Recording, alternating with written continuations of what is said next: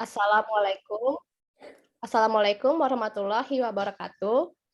Waalaikumsalam warahmatullahi wabarakatuh. Selamat pagi, salam sejahtera untuk kita semua. Om Swastiastu, Namo Buddhaya, salam kebajikan.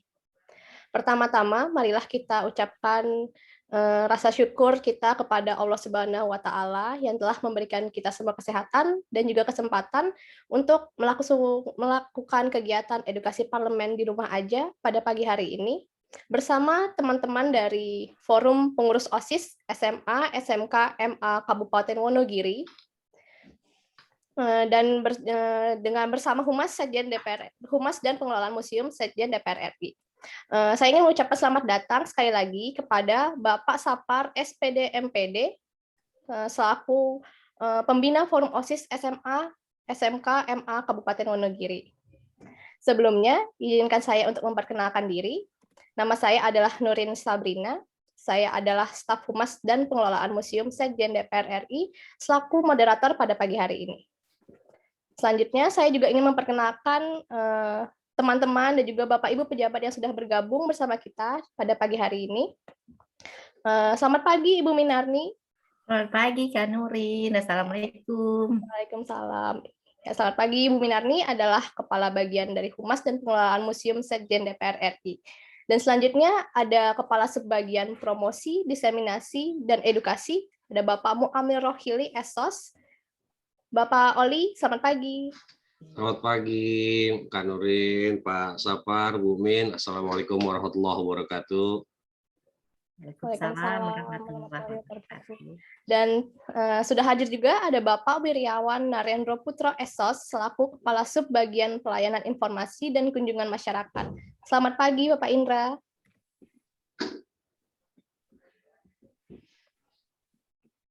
Dan kemudian juga tentu saja pagi hari ini telah hadir di tengah-tengah kita ada Kak Dwi Desilvani SIKOM selaku Pranata Humas Sekjen DPR RI selaku narasumber kita pada pagi hari ini. Selamat pagi Kak Fani. Selamat pagi Kak Nurin, selamat pagi semuanya. Ya, selamat pagi Kak. Dan telah hadir juga bersama kita ada Kak Vicky Ferdian Saputra SSN yang akan menjadi pemandu museum pada pagi hari ini. Selamat pagi Kak Vicky. Selamat pagi juga Kak Nurin. Ya, dan tentu saja saya juga ingin mengucapkan terima kasih kepada teman-teman dari Humas dan Pengelolaan Museum Sekjen DPR RI yang telah membantu teknis dan juga kelancaran kegiatan kita pada pagi hari ini. Dan memasuki acara selanjutnya, kita akan mendengarkan beberapa sambutan. Pertama, kita akan mendengarkan sambutan dari Bapak Sapar SPD MPD selaku perwakilan dari Forum OSIS Sekolah SMA, SMK, dan MA Kabupaten Wonogiri. Kepada Bapak Sapar dipersilahkan.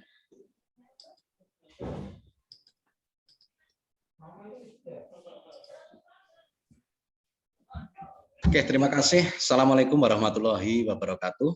Waalaikumsalam Warahmatullahi wabarakatuh. Salam sejahtera untuk kita semua, Bapak Ibu yang kami hormati.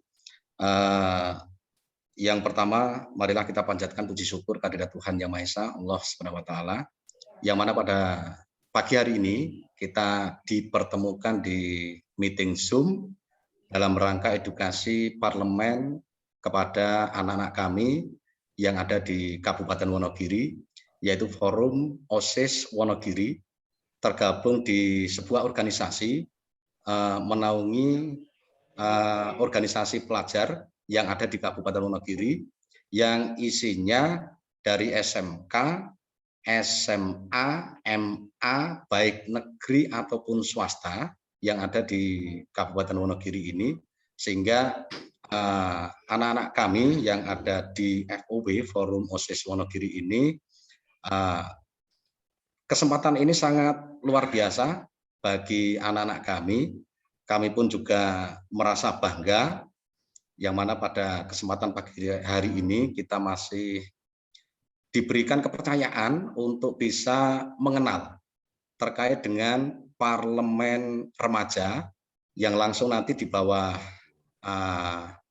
bimbingan, kemudian di bawah pemateri-pemateri dari DPR RI, baik itu yang ada di museum atau yang lain nanti mohon bimbingan kepada anak-anak kami yang di Forum OSIS Wonogiri ini, sehingga anak-anak kami ini mampu berorganisasi, berlatih untuk bisa mengenal bangsa ini, negara ini, sistem demokrasinya bagaimana, sehingga lewat Forum OSIS Wonogiri ini harapannya anak-anak bisa mengenal jauh terkait dengan demokrasi yang ada di negara kita ini. Kemudian yang kedua, mohon informasi, kemudian bimbingan, arahan pada pagi hari ini. Harapannya anak-anak ini bisa mengikuti dengan sebaik-baiknya, sehingga bisa menambah wawasan di dalam berorganisasi yang secara umum nanti masuknya pada berkehidupan, bernegara, dan berbangsa. Walaupun cukup kecil, anak-anak kami bergerak di organisasi di bawah naungan OSIS, Organisasi Siswa Intra Sekolah. Harapan kami, anak-anak lewat kegiatan ini mampu mentransfer pemahaman, pengetahuan terkait dengan parlemen ini kepada teman-teman yang ada di sekolah masing-masing. Harapannya adalah itu, Bapak Ibu semuanya, sehingga mohon bimbingan, arahan kepada anak-anak kami nanti seluas-luasnya, sehingga ketika anak-anak nanti bertanya terkait dengan parlemen remaja ini, mohon petunjuk dan bimbingan dari Bapak Ibu semuanya. Demikian dari kami selaku pembina Forum OSIS Kabupaten Wonogiri ini, kurang lebihnya mohon maaf dari kami. Assalamualaikum warahmatullahi wabarakatuh. Waalaikumsalam. Waalaikumsalam warahmatullahi wabarakatuh. Terima kasih atas sambutannya Bapak Sapar. Selanjutnya kita akan mendengarkan sambutan dari Bapak Muamir Rohili Esos selaku Kepala Subbagian Promosi, Diseminasi, dan Edukasi. Kepada Bapak Oli dipersilakan. Baik, terima kasih Kak Nurin. Assalamualaikum warahmatullahi wabarakatuh. Waalaikumsalam warahmatullahi wabarakatuh. Yang saya hormati Ibu Minarni SH selaku Kepala Bagian Humas dan Pengelolaan Museum Setjen DPR RI, dan rekan saya Bapak Wiryawan Narendro Putro atau biasa dipanggil Pak Indra selaku Kasubag Informasi Publik dan Kunjungan Masyarakat, Bapak Sapar SPD MPD selaku Pembina Forum OSIS Kabupaten Wonogiri ya Pak ya, Kakak Fani selaku moderator pada pagi hari ini, Kak Nurin, Kak Fani selaku narasumber, Kak Nurin sebagai moderator, dan Kak Vicky nanti sebagai narsum untuk kunjungan museum. Teman-teman di bagian humas dan pengelolaan museum dan adik-adik para pengurus OSIS se-Kabupaten Wonogiri. Semoga kita selalu dalam keadaan sehat walafiat.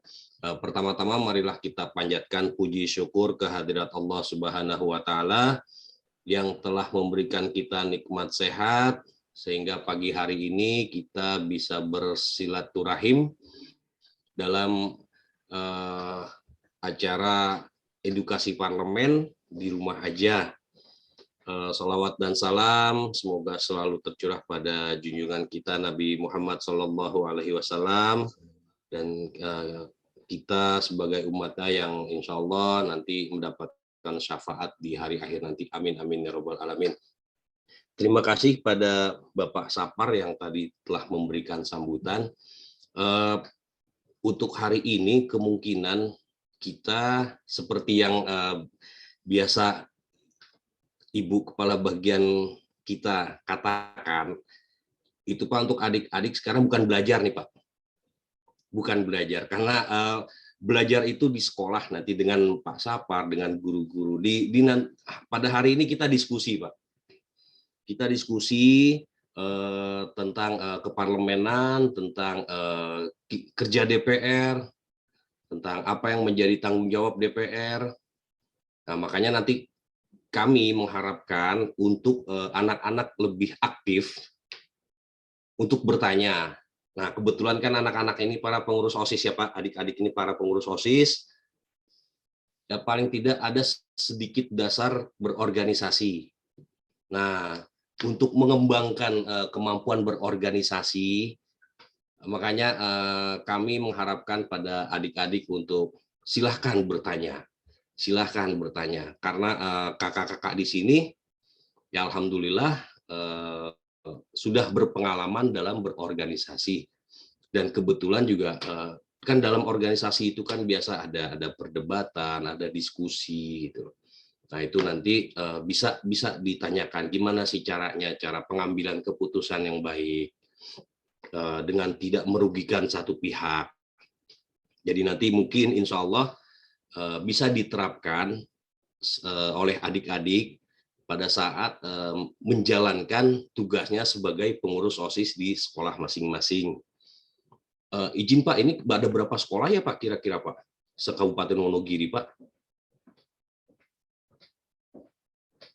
Di-unmute Pak.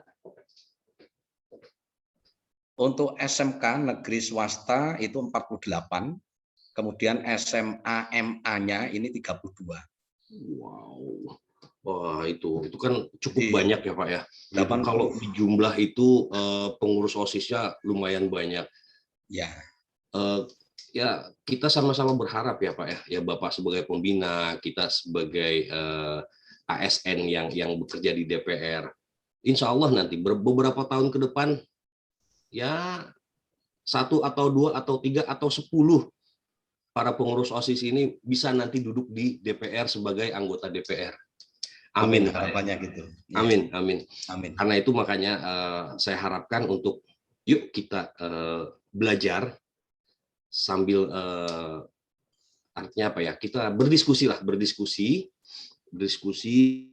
dengan nanti saya yakin Kak Fani untuk ini Kak Fani ya. Kalau mungkin nanti ada adik-adik juga yang mau bertanya tentang pelaksanaan parlemen remaja, nah ini bisa sekalian Pak, karena kita kebetulan akan mengadakan kegiatan parlemen remaja, itu bisa sekalian dengan Kak Fani nanti kebetulan beliau selaku koordinator acara hari ini, acara parlemen remaja Pak. Jadi adik-adik saya harapkan sekali lagi aktif bertanya. Apapun, jangan takut bertanya, karena takut bertanya biasanya sesat di jalan katanya. Walaupun sekarang ada Google Map, tapi tetap kita harus sering-sering bertanya untuk menambah pengetahuan dan pengalaman kita. Itu aja Pak harapan dari saya, sambutan dari saya. Terima kasih sekali lagi. Mohon maaf apabila nanti terjadi kekurangan-kekurangan. Wabillahi taufiq wal hidayah. Wassalamualaikum warahmatullahi wabarakatuh. Waalaikumsalam warahmatullahi wabarakatuh. Terima kasih Bapak Oli atas sambutannya. Selanjutnya, kita akan memasuki acara inti, yaitu pemaparan materi mengenai mekanisme kerja DPR RI yang akan disampaikan oleh Kak Dwi Desilvani selaku narasumber pada pagi hari ini. Kepada Kak Fani, dipersilahkan. Terima kasih Kak Nurin. Oke. Selamat datang teman-teman Forum OSIS SMA, SMK, SMA, dan MA se-Kabupaten Wonogiri. Assalamualaikum warahmatullahi wabarakatuh. Gimana kabarnya? Semoga baik-baik dan sehat semua ya. Kalau tadi Kak Fani lihat nih, mungkin senang sekali teman-teman semuanya walaupun sedang sekolah online ya, itu tetap bersemangat untuk mengikuti diskusi kita hari ini. Nah, memang nih sekarang kayaknya forum OSIS se-Kabupaten ada forum-forum OSIS sewilayah kayak gini tuh sebenarnya mungkin sudah lama ya, mungkin sekarang berkembang. Dulu Kak Fani juga waktu SMA sama jadi pengurus OSIS di forum OSIS dulu Kak Fani di Kota Bogor. Nah, sekarang ternyata di Kabupaten Wonogiri juga ada. Memang setahu Kak Fani setiap daerah itu ada. Nah, nanti biasanya dia terwadahkan di forum OSIS Indonesia. Nah, itu memang bagus sekali kan kalau ada forum-forum OSIS kayak gini, karena kita selain mungkin belajar berorganisasi di OSIS sekolah, terus kita juga bisa belajar berorganisasi di tingkat kabupaten atau kota. Itu teman-temannya pasti udah beda lagi karakternya, kemudian punya lebih banyak teman dari nggak cuma sekolah kita sendiri, tapi sekolahnya macam-macam dari se-Kabupaten Wonogiri nih. Nah, untuk sesi kali ini kita diskusi ya. Tadi kalau kalau Kak Fani manggilnya Bang Oli bilang kita sekarang sesi diskusi. Nanti kita akan sesi diskusi aja. Kak Fani akan sedikit sharing tentang apa itu apa namanya DPR RI, tugas dan fungsinya apa saja, dan sebenarnya nih DPR itu makhluk seperti apa. Nah, terus satu lagi teman-teman juga harus menyimak diskusi ini sampai akhir, karena tadi mungkin sudah sudah disebutkan juga oleh Bapak Sapar bahwa nanti Kak Fani juga akan menjelaskan tentang parlemen remaja. Mungkin teman-teman di sini ada yang udah tahu parlemen remaja, atau mungkin yang belum tahu atau masih bingung mau daftar parlemen remaja seperti apa. Setelah ini Kak Fani akan bantu jelaskan. Jadi sebenarnya kalau misalnya teman-teman nih yang dari OSIS, SMA, SMK, MA se-Kabupaten Wonogiri, ini ya spesial banget berarti. Kalau misalnya ada yang mau ikut parlemen remaja, sebelumnya udah dapat materi langsung dari Sekjen DPR RI tentang KDPR-an. Jadi mungkin nanti yang udah mempersiapkan syarat-syaratnya atau udah mempersiapkan ke parlemen remaja itu sebenarnya udah lebih paham sekali tentang DPR RI. Jadi Kak Fani kasih tahu sedikit materi umum tentang keparlemenan di Indonesia. Oke, kita langsung aja ya. Nah, apa sih itu DPR RI? DPR RI adalah Dewan Perwakilan Rakyat Republik Indonesia, benar. Nah, tapi sebenarnya DPR RI itu makhluk seperti apa sih? Nah, DPR RI ini mungkin kalau misalnya teman-teman yang dari ilmu sosial atau yang belajar kewarganegaraan tahu bahwa Indonesia ini itu dibagi ke beberapa kekuasaan, eksekutif, legislatif, yudikatif, bahkan sekarang ada yang namanya eksaminatif. Nah, DPR ini adalah bagian dari pembagian kekuasaan legislatif, di mana di legislatif itu ada DPR, DPD, dan MPR. Nah, semua pembagian kekuasaan legislatif ini adalah lembaga-lembaga perwakilan rakyat. Nah, jadi semuanya itu adalah mewakili, kalau misalnya DPR mewakili rakyat, DPD mewakili daerah, MPR adalah anggota DPR ditambah DPD, seperti itu. Nah, kenapa sih harus ada lembaga legislatif? Nah, kan tadi ada eksekutif, yudikatif, legislatif, dan eksaminatif. Nah, semua pembagian kekuasaan itu adalah sama rata. Jadi tidak ada yang lebih tinggi, tidak ada yang lebih rendah. Eksekutif tidak lebih tinggi dari legislatif, begitupun sebaliknya legislatif tidak lebih tinggi dari eksekutif. Nah, semuanya sama rata. Kenapa? Karena dalam menjalankan roda pemerintahan, menjalankan negara ini agar lebih seimbang, harus ada penyeimbang. Jadi kalau misalnya eksekutif itu kan dari kata eksekutor ya, di mana lembaga eksekutif itu adalah yang menjalankan kebijakan-kebijakan. Jadi mungkin kalau misalnya teman-teman tahu, kalau eksekutif itu adalah presiden, hanya presiden. Menteri-menteri itu adalah pembantu presiden. Jadi presiden itu adalah pembagian kekuasaan eksekutif, eksekutornya yang mengeksekusi segala rencana-rencana kebijakan. Nah, jadi misalnya tadi yang kalau misalnya sekarang nih lagi pandemi, yang menggelontorkan bansos ya eksekutif, kemudian yang menyediakan rumah sakit adalah eksekutif, terus yang menyediakan fasilitasnya adalah eksekutif, seperti itu. Nah, tapi dalam pelaksanaan kebijakan-kebijakan tersebut, untuk menjalankan roda pemerintahannya, perlu ada yang mengontrol. Nah, siapa sih yang mengontrol? Itu adalah rakyatnya. Nah, rakyat ini kan banyak ya. Indonesia ini rakyatnya banyak banget, masyarakatnya banyak banget, lebih dari 250 juta se-Indonesia dari 34 provinsi. Nah, harus ada yang mengawasi pemerintah itu. Dan sebenarnya Indonesia ini penganutnya kedudukan tertinggi di Indonesia itu bukan eksekutif, bukan legislatif, bukan yudikatif, tapi kedudukan tertingginya adalah rakyat. Nah, jadi eksekutor ini harus juga diawasi oleh rakyat melalui lembaga perwakilan, yaitu bisa DPR, DPD, dan MPR. Nah, sekarang kita sedang membahas DPR, Dewan Perwakilan Rakyat. Nah, itulah kenapa ada pembagian kekuasaan legislatif dan kenapa harus ada DPR. Itu untuk ada check and balances atau menyeimbangkan eksekutif, yudikatif, bahkan eksaminatif. Jadi semuanya saling menyeimbangkan, saling bersinergi, saling mengawasi, saling mengoreksi, dan sebagainya. Nah, ada berapa sih anggota DPR RI? Anggota DPR itu banyak, ada 575 anggota. Jadi di dalam DPR itu ada 575 anggota yang mengawasi eksekutif.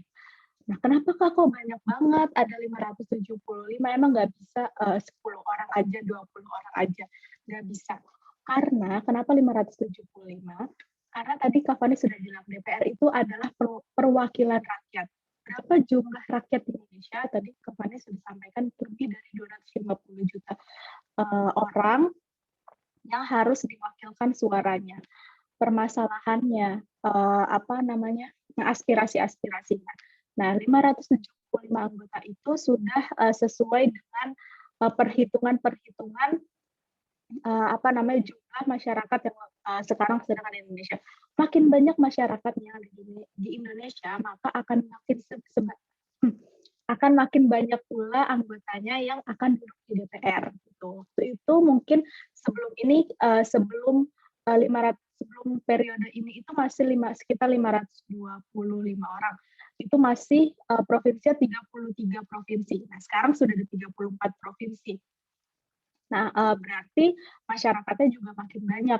Nah, makanya perwakilannya juga makin banyak. Apalagi mungkin sudah provinsi-provinsi yang sudah ada juga masyarakatnya makin bertambah. Gitu. Jadi tentunya perwakilannya juga harus lebih banyak.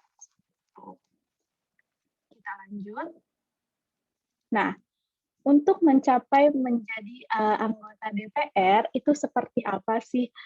Gimana caranya orang-orang 575 orang tadi itu bisa terpilih dari sekian banyak mungkin yang mencalonkan, atau dari 250 juta orang terpilih 575 itu seperti apa? Nah, 575 itu terdiri dari anggota partai peserta pemilu ini. Ini baru peserta pemilunya ya, yang mengikuti pemilihan umum tahun 2019 kemarin. Karena yang periode sekarang itu adalah hasil pemilu dari 2019. Nah, kita harus ketahui bahwa salah satu syarat menjadi anggota DPR adalah masuk ke partai politik. Nah, partai politik yang kemarin berkompetisi di pemilu 2019 adalah ada 20 partai ini. Nah, mungkin kalau teman-teman lihat dari 12, 13, 14, langsung 19, 20. Nah, jadi sisanya adalah 15, 16, 17, 18-nya adalah partai lokal Aceh yang juga ikut berkompetisi di pemilu 2019. Nah, tapi partai lokal Aceh ini hanya muncul partainya di daerah istimewa Nangro Aceh Darussalam gitu, karena provinsi itu adalah daerah istimewa, jadi mereka mempunyai partai sendiri. Tapi kalau misalnya di luar Aceh, yang muncul adalah partai-partai yang teman-teman lihat ini. Nah, ini adalah partai yang mengikuti pemilu kemarin yang mencalonkan beberapa anggotanya untuk jadi anggota di DPR RI. Kemudian, apakah semuanya masuk menjadi fraksi? Jadi kalau partai itu belum masuk DPR ya, kalau misalnya sudah lolos menjadi anggota DPR, terus ada nama partainya menjadi fraksi namanya. Nah, yang masuk ke DPR dan menjadi fraksi itu partai-partai ini. Ada PDIP, Gerindra, Golkar, PKB, Nasdem, kemudian PKS, Demokrat, PAN, dan P3. Ada 9 partai. Nah, 9 partai yang menjadi fraksi ini tadi dari 20, tapi yang masuk cuma 9. Kenapa? karena adanya yang teman-teman bisa lihat parliamentary threshold. Itu adalah ambang batas parlemen. Jadi misalnya gini, kan tadi yang ikut peserta pemilu partainya adalah 20 peserta, 20 partai. Nah, terus kemudian kita melakukan pemilihan umum nih. Mungkin teman-teman yang udah 17 tahun udah merasakan kemarin merasakan mencoblos memilih anggota-anggota atau perwakilan dari daerahnya. Nah, dikumpulinlah setelah pada memilih, dikumpulin suaranya. Nah, kita lihat suaranya si partai-partai ini diakumulasi, lihat suaranya dikumpulkan dalam suara partai, kemudian dilihat apakah suaranya itu dari seluruh Indonesia memenuhi 4%. Kayak kalau teman-teman misalnya ujian ada KKM atau SKM, standar nilai. Nah, kalau misalnya teman-teman misalnya bahasa Indonesia standar nilainya 75 misalnya. Terus teman-teman yang dapat nilai 70 harus remedial. Nah, yang di atas 75 yang dapat 80, dapat 90 boleh lulus tes tersebut atau ulangan bahasa Indonesia. Nah, sama seperti di DPR juga seperti itu. Jadi, yang lolos 4% atau parliamentary threshold-nya itu di atas 4% itu bisa menjadi lolos anggotanya menjadi anggota di DPR RI dan partainya menjadi fraksi di DPR. Nah, ternyata dari 20 partai tersebut pada tahun 2019 yang lolos itu hanya 9 partai. Nah, yang paling tinggi suaranya adalah partai PDIP, kemudian bisa dilihat sampai 4,52% oleh P3. Gitu. Tetap lolos karena masih di atas 4%, seperti itu. Jadi partai-partai yang tadi 20 yang tidak ada nih, berarti tidak lolos parliamentary threshold, seperti itu.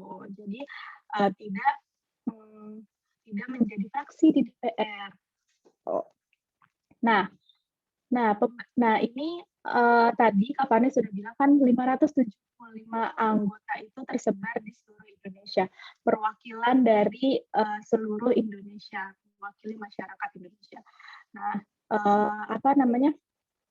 pembagian itu, pemilihan anggota itu dipilih dari daerah pemilihan namanya. Ada 80 dapil di Indonesia. Nah, 80 dapil ini nggak sesuai dengan provinsi. Kan kalau kita provinsinya, maksudnya nggak sama jumlahnya dengan provinsi. Kalau provinsi kita kan ada 34 ya, tapi kenapa daerah pemilihannya ada 80 lebih banyak. Nah, karena mungkin teman-teman bisa lihat Wonogiri misalnya dari Jawa Tengah. Jawa Tengah itu dapilnya ada 11 loh. Ada 11 atau ada 10 kalau nggak salah. Nah, kok Jawa Tengah banyak banget ya. Terus Jawa Barat juga ada 11, Jawa Timur juga ada 11. Nah, itu karena kalau DPR itu tidak mewakili per provinsi. Jadi misalnya dapil Jakarta cuma 1 gitu dapilnya, atau Jawa Tengah cuma 1, tapi tergantung dapil itu tergantung dengan jumlah masyarakatnya. Makin banyak masyarakat di provinsi tersebut, maka dapilnya akan lebih banyak. Jadi misalnya kalau teman-teman melihat kenapa Jateng dapilnya lebih banyak daripada Papua. Nah, karena masyarakat Jateng lebih banyak daripada Papua. Papua sudah cukup misalnya diwakilkan oleh 1 dapil Papua saja dan 1 Papua Barat. Kemudian kalau Jateng nggak cukup dengan misalnya cuma Jateng 1 dan Jateng 2. Masih banyak yang harus diwakili, makanya harus ada 10 misalnya. Jatim juga harus ada 11 dapilnya. Itu karena makin banyak masyarakatnya, makin banyak yang harus diwakili, maka daerah pemilihannya juga harus lebih banyak gitu. Mungkin kalau misalnya teman-teman bisa lihat di slide-nya Kak Fani, yang di bagian Pulau Jawa itu padat banget kan ya dapilnya, padat banget. Banten misalnya ada 3, DKI ada banyak, Jabar ada 11, Jatim ada 11, Jateng ada 10.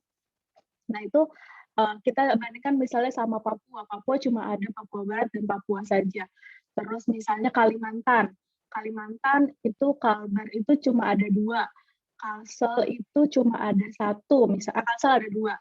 Nah, beda sekali kalau misalnya lihat kayaknya kalau yang di Pulau Jawa itu padat banget dapilnya, tulisannya juga warna-warni. Nah, itu karena di Pulau Jawa itu masyarakatnya sangat padat, sangat banyak. Jadi harus diwakilkan juga dengan dapil yang banyak. Nah, totalnya ada 80 dapil di seluruh Indonesia. Nah, disitulah perwakilan-perwakilan masyarakat atau anggota DPR berasal. Jadi teman-teman mungkin kalau bisa dari Wonogiri, Kabupaten Wonogiri, itu harus tahu teman-teman itu daerah pemilihannya yang mana, Jateng berapa, harus tahu. Nah, nanti kalau misalnya sudah tahu Jateng berapa, boleh dilihat perwakilannya siapa sih yang dari Jateng, katakan Jateng 2. Nah, kira-kira dari Jateng 2 itu perwakilannya siapa sih? Ada Bapak Ibu siapa aja yang menjadi anggota DPR yang kemarin menang pemilu 2019. Itu teman-teman bisa cek di dpr.go.id, nanti kakak dikasih lihat. Nah, ini fungsi DPR. Kalau untuk fungsi DPR itu gimana sih sebenarnya kerja-kerja DPR? DPR tuh ngapain aja sih? Tugas dan kerjanya gimana? Ngapain aja? Nah, sebenarnya tugas DPR itu ada 3. Ada 3. Yang pertama legislasi, anggaran, kemudian pengawasan. Nah, legislasi itu ngapain sih? Legislasi itu DPR membentuk undang-undang bersama Presiden dengan pertimbangan DPD. Jadi, DPR ini bersama Presiden membuat undang-undang, membuat hukum, membuat dasar hukum. Undang-undang itu kan dasar hukum ya. Nah, di sini DPR membentuk undang-undangnya bersama Presiden. Barengan. Jadi kalau misalnya membentuk undang-undang ini harus kesepakatan bersama antara DPR selaku legislatif dan juga Presiden selaku eksekutif. Nah, undang-undang ini harus sepakat antara DPR dan Presiden. Undang-undang tidak bisa disahkan jika hanya salah satu yang setuju. Entah itu DPR saja yang setuju atau Presiden saja yang setuju, itu tidak bisa. Jadi undang-undang itu pasti akan disahkan dan sudah sah. Mungkin kalau teman-teman tahu misalnya ada undang-undang nih yang tiba-tiba sah, misalnya teman-teman nggak dengar undang-undangnya tiba-tiba disahkan oleh DPR. Padahal katanya isinya pemerintah nggak tahu, itu nggak mungkin. Karena dari usulan undang-undang itu sudah pasti Presiden akan menunjuk salah satu menterinya untuk ikut rapat dalam pembahasan undang-undang tersebut. Kalau misalnya pemerintah nggak setuju ada undang-undang tersebut atau tidak ingin undang-undang itu dibahas, ya bisa saja, tapi jadinya nggak sah undang-undang itu. Jadi nggak bisa DPR ngerjain sendirian undang-undang itu sampai sah, itu nggak bisa. Begitupun sebaliknya. Kalau misalnya hanya Presiden yang setuju terus DPR tidak setuju, undang-undang itu juga tidak bisa disahkan undang-undangnya dan tidak bisa dibahas seperti itu. Jadi kalau misalnya ada undang-undang yang sudah sah, sudah pasti itu sudah kesepakatan antara DPR dan Presiden yang mungkin menunjuk menterinya seperti itu. Nah, itu yang pertama adalah legislasi, membuat undang-undang atau dasar hukumnya. Kemudian adalah fungsinya anggaran yang kedua. Kalau fungsi anggaran adalah DPR membahas dan menyetujui pengajuan undang-undang APBN dari Presiden. Nah, tadi sudah membentuk dasar hukumnya. Sekarang kita membentuk atau membahas budgetnya ada nggak nih, anggarannya ada nggak, uangnya ada nggak. Nah, biasanya kalau ini yang mengajukan anggarannya adalah dari pihak eksekutif. Nah, jadi karena mereka yang mengeksekusi, mereka lebih tahu anggarannya itu rencananya berapa. Nah, kemudian akan dibahas bersama DPR. DPR selaku perwakilan rakyat itu menganalisis lah kira-kira anggaran ini cocok nggak yang diajukan oleh Presiden gitu. Apakah berlebihan karena ternyata masyarakat masih butuh yang lain, misalnya anggarannya untuk dialokasikan ke yang lain, atau ini kurang sebenarnya anggarannya, masih perlu butuh lebih banyak lagi. Nah, di situ harus ada keterlibatan DPR selaku perwakilan rakyat yang tahu, yang sebenarnya paling tahu kondisi masyarakatnya di daerah pemilihannya masing-masing. Jadi kan mereka mewakili daerah pemilihannya ya, bisa mewakili daerah pemilihannya atau profesinya, itu juga bisa, dan mereka lebih tahu gitu kondisi masyarakat yang mereka wakili itu seperti apa. Jadi apakah anggarannya cocok atau tidak. Jadi dibahas bersama-sama DPR dengan Presiden. Kemudian yang terakhir adalah fungsi pengawasan. Tadi sudah membahas atau membentuk undang-undang, dasar hukumnya, terus sudah dirancang nih budgetnya, anggarannya. Kemudian tugasnya DPR tidak berhenti sampai situ. DPR tetap harus mengawasi tadi yang sudah disusun dari undang-undangnya, anggarannya, itu dalam fungsi pengawasan. Jadi fungsi pengawasan ini adalah DPR melaksanakan pengawasan terhadap undang-undang dan APBN yang sebelumnya sudah direncanakan bersama dengan eksekutif. Nah, jadi tadi misalnya dasar hukum undang-undang sudah dibentuk bersama Presiden, kemudian anggaran sudah disusun. Nah, yang eksekusi itu bukan DPR, tapi eksekutif atau jajarannya Presiden. Nah, tapi DPR harus mengawasi apakah undang-undang itu sudah tepat implementasinya atau sudah dilaksanakan dengan baik penegakan hukumnya, misalnya dari jajaran eksekutif. Kemudian anggarannya juga apakah sudah benar sudah diberikan pada sektor-sektor yang membutuhkan dan sesuai dengan rencana yang disepakati bersama DPR seperti itu. Jadi DPR tetap harus mengawasi kinerja yang sudah disepakati sebelumnya misalnya dasar hukumnya, terus anggarannya. Tapi yang jelas bukan DPR yang mengeksekusi kebijakan itu atau anggarannya. Jadi kalau misalnya teman-teman DPR ngapain aja sih, DPR cuma ngomong doang, atau DPR dong yang buat rumah sakit, itu nggak bisa. DPR itu bukan kalau misalnya teman-teman bilang job desk-nya bukan di situ gitu. Yang harus melaksanakan tugas itu adalah eksekutif karena mereka eksekutor. Tapi DPR harus mengawasi apakah benar misalnya untuk COVID membangun rumah sakit, ya eksekutif yang harus membangun rumah sakit. DPR mengawasi apakah sudah benar dibangun rumah sakit, apakah sudah cukup rumah sakitnya dengan situasi COVID yang sekarang seperti itu. Nah, jadi teman-teman harus tahu apa fungsinya DPR, apa tugasnya legislatif, di mana tugasnya legislatif, di mana tugasnya eksekutif, di mana tugasnya yudikatif. Jadi mungkin kalau misalnya teman-teman nanti misalnya jadi mahasiswa atau sudah lebih berani untuk speak up, berbicara, mengkritisi, itu teman-teman harus udah research yang kuat gitu. Oke, nah ini proses lahirnya undang-undang, ini sangat panjang sekali. Nanti kita akan belajar. Kalau misalnya teman-teman mungkin Kak Fani akan bantu jelaskan nanti, kalau misalnya teman-teman bisa masuk parlemen remaja, akan belajar mempraktekkan proses perancangan undang-undang ini. Tapi kita skip dulu ya. Oke, nah di sini ada alat kelengkapan DPR RI. Sama seperti misalnya kalau di OSIS ya. Kalau di OSIS ada ketua OSIS, ada wakil ketua OSIS, terus ada bidang-bidangnya, misalnya 1 sampai 8 atau 1 sampai 10. Nah, sama di DPR juga ada seperti itu. Ada pimpinan DPR. Dan DPR teman-teman bisa lihat di sini ada 5 orang, dengan ketuanya yang di tengah, yang perempuan. Nanti teman-teman sudah mengenalnya, Ibu Puan Maharani, kemudian dan 4 wakil di sampingnya. Nah, ini adalah pimpinan DPR. Mungkin kalau misalnya teman-teman jajaran ketua dan wakil ketuanya.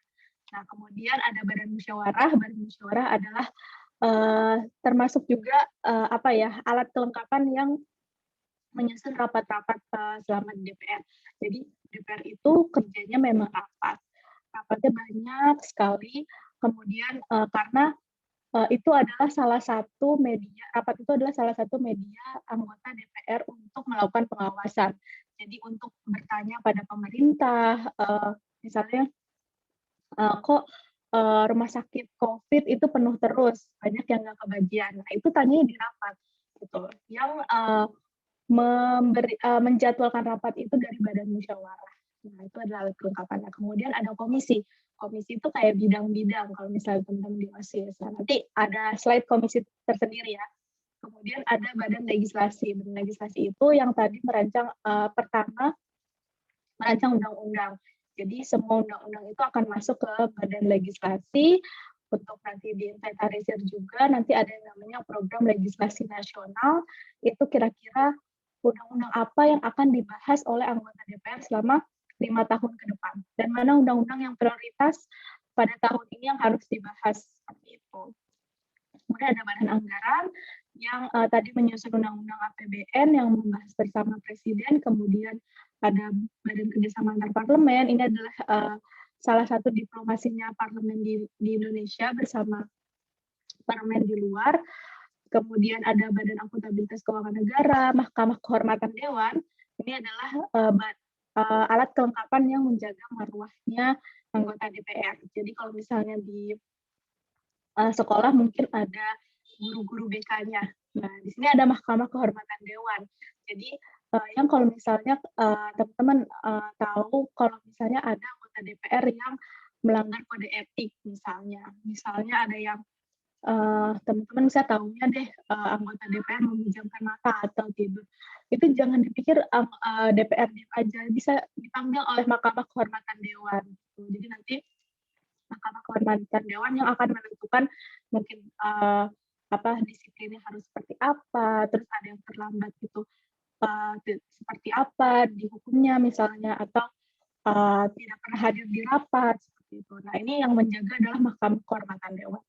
Kemudian ada Badan Urusan Rumah Tangga, ada panitia khusus, dan alat kelengkapan lainnya yang ditetapkan dalam rapat paripurna. Jadi ini adalah alat kelengkapan DPR RI yang menjalankan tugasnya, punya role di masing-masing alat kelengkapannya, seperti itu. Nah, ini adalah komisi. Tadi kalau kata Kak Fani kan kalau misalnya di OSIS itu juga ada ya bidang-bidangnya. Nah, kalau di DPR itu komisinya sampai 11. Dan seluruh 1 sampai 11 ini, komisinya ini sudah mencakup seluruh kehidupan kita gitu. Jadi misalnya dari Komisi 1, Pertahanan Luar Negeri dan Informasi, itu membahas pertahanan negara ini, luar negeri, terus informasi, misalnya teman-teman kalau nonton TV, harus siarannya harus seperti apa, kemudian misalnya pengawasan digital, terus kalau teman-teman nonton YouTube dan sebagainya. Di Komisi 2, ini pemerintahan dalam negeri, pertahanan daerah aparatur negara, ini lebih ke misalnya kayak Kak Fani nih, ASN, PNS, itu diatur misalnya sama di Komisi 2.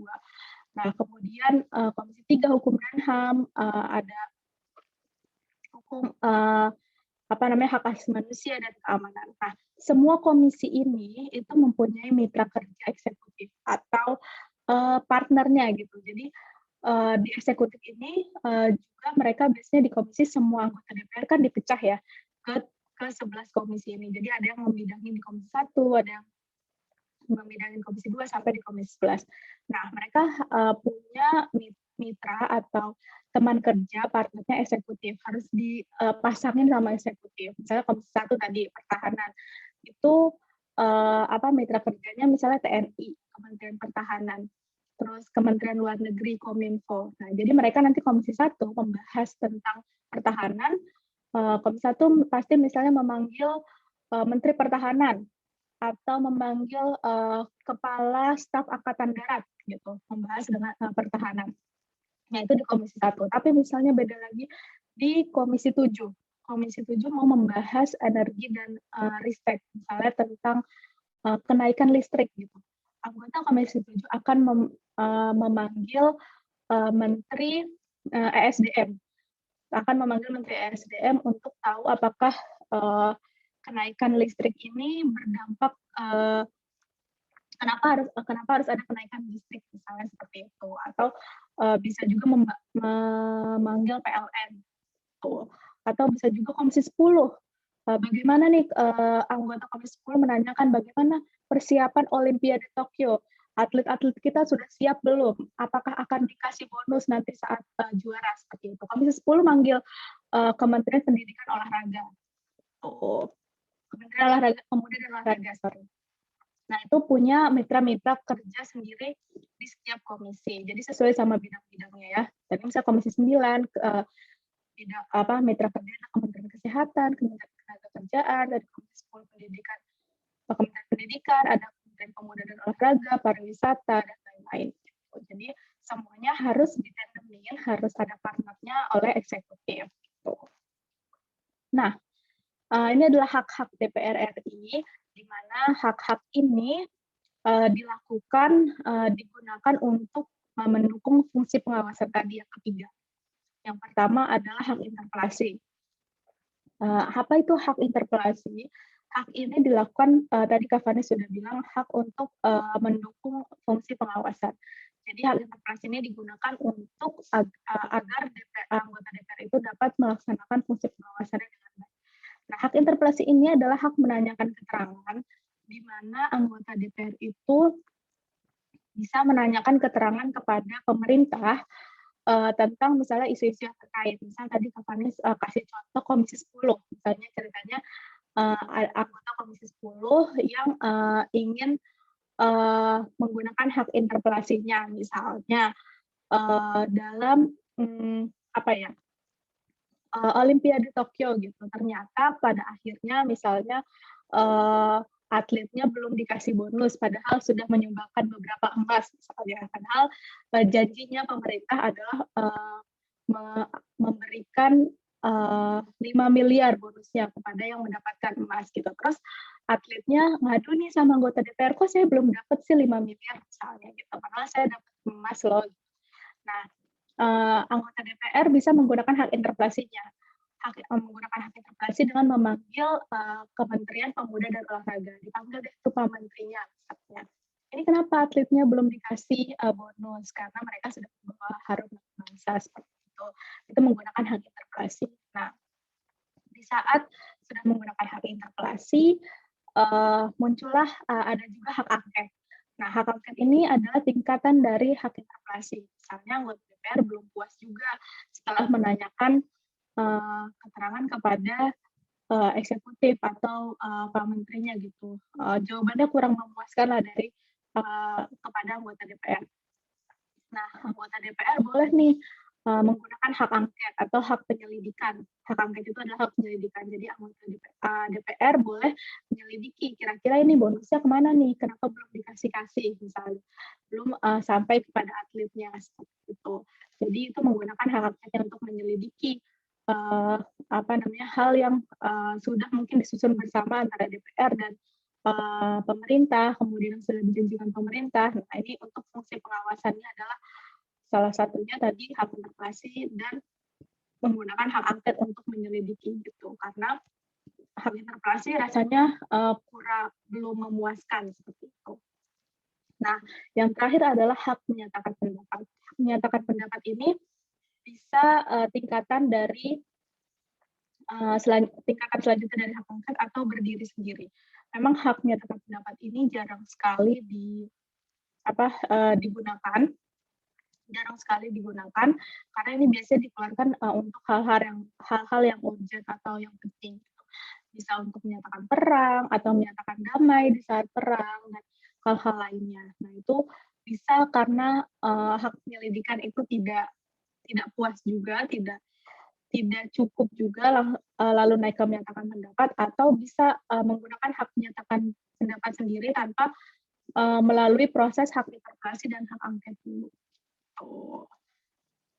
Nah, kemudian yang tadi itu adalah hak secara kelembagaan. Nah, ini adalah hak secara individu anggota DPR RI. Kita udah ngomongin anggota DPR RI. Nah, hak individu anggota DPR RI ini ada beberapa, ada cukup banyak juga, di mana salah satunya adalah mengusulkan undang-undang, melakukan sosialisasi, melakukan pengawasan juga, memilih dan dipilih. Mungkin kalau teman-teman dulu pernah mendengar ada rancangan undang-undang permusikan yang yang sekarang sih sudah tidak dibahas ya. Nah, tapi itu adalah salah satu contoh rancangan undang-undang usul perorangan. Jadi ada salah satu anggota DPR yang mengusulkan rancangan undang-undang tersebut. Nah, itu sangat boleh. Jadi anggota DPR itu boleh untuk mengusulkan rancangan undang-undang seperti itu. Nah, kemudian selanjutnya, nah ini adalah waktu-waktu anggota DPR bekerja. Mungkin teman-teman tahunya misalnya suatu saat pandemi ini sudah berakhir, teman-teman misalnya datang ke gedung DPR. Nah, teman-teman harus tahu nih, pengen ketemu anggota DPR misalnya.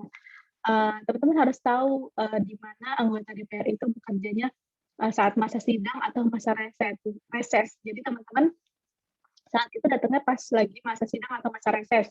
Nah, masa sidang itu apa sih? Masa sidang adalah masa di mana anggota DPR melakukan persidangan dan banyaknya di gedung DPR. Jadi di mana anggota-anggota DPR itu adalah sedang melaksanakan rapat atau persidangan. Tadi kan Kak Fani sudah sampaikan ya, kalau misalnya anggota DPR itu kerjanya banyak sekali rapat, karena medianya anggota DPR itu untuk bertanya, untuk membahas undang-undang itu saat rapat. Nah, yang kedua adalah masa reses. Masa reses di mana anggota DPR melakukan tugasnya di luar gedung DPR. Jadi bukan libur ya. Jadi bukan kalau misalnya teman-teman tahunya waktu kerja itu saatnya kerja dan saatnya libur. Kalau anggota DPR enggak, masa sidang dan masa kerja, dua-duanya kerja. Masa sidang dan masa reses. Nah, masa reses ini juga kerja, di mana anggota DPR melakukan tugasnya di luar gedung DPR. Contohnya misalnya kunjungan kerja. Jadi, anggota DPR itu biasanya saat masa reses, itu salah satunya kembali ke daerah pemilihannya untuk menyerap aspirasi. Kira-kira di daerah pemilihannya itu lagi apa sih, ada masalah apa, ada keluhan apa. Nah, atau bisa juga sedang membahas undang-undang. Kemudian undang-undang itu harus tahu lapangannya seperti apa sih. Misalnya permasalahan dari undang-undang itu harus berkunjung ke perusahaan A atau harus ke daerah A untuk mengetahui apa saja yang perlu diatur di undang-undang tersebut pada masa reses.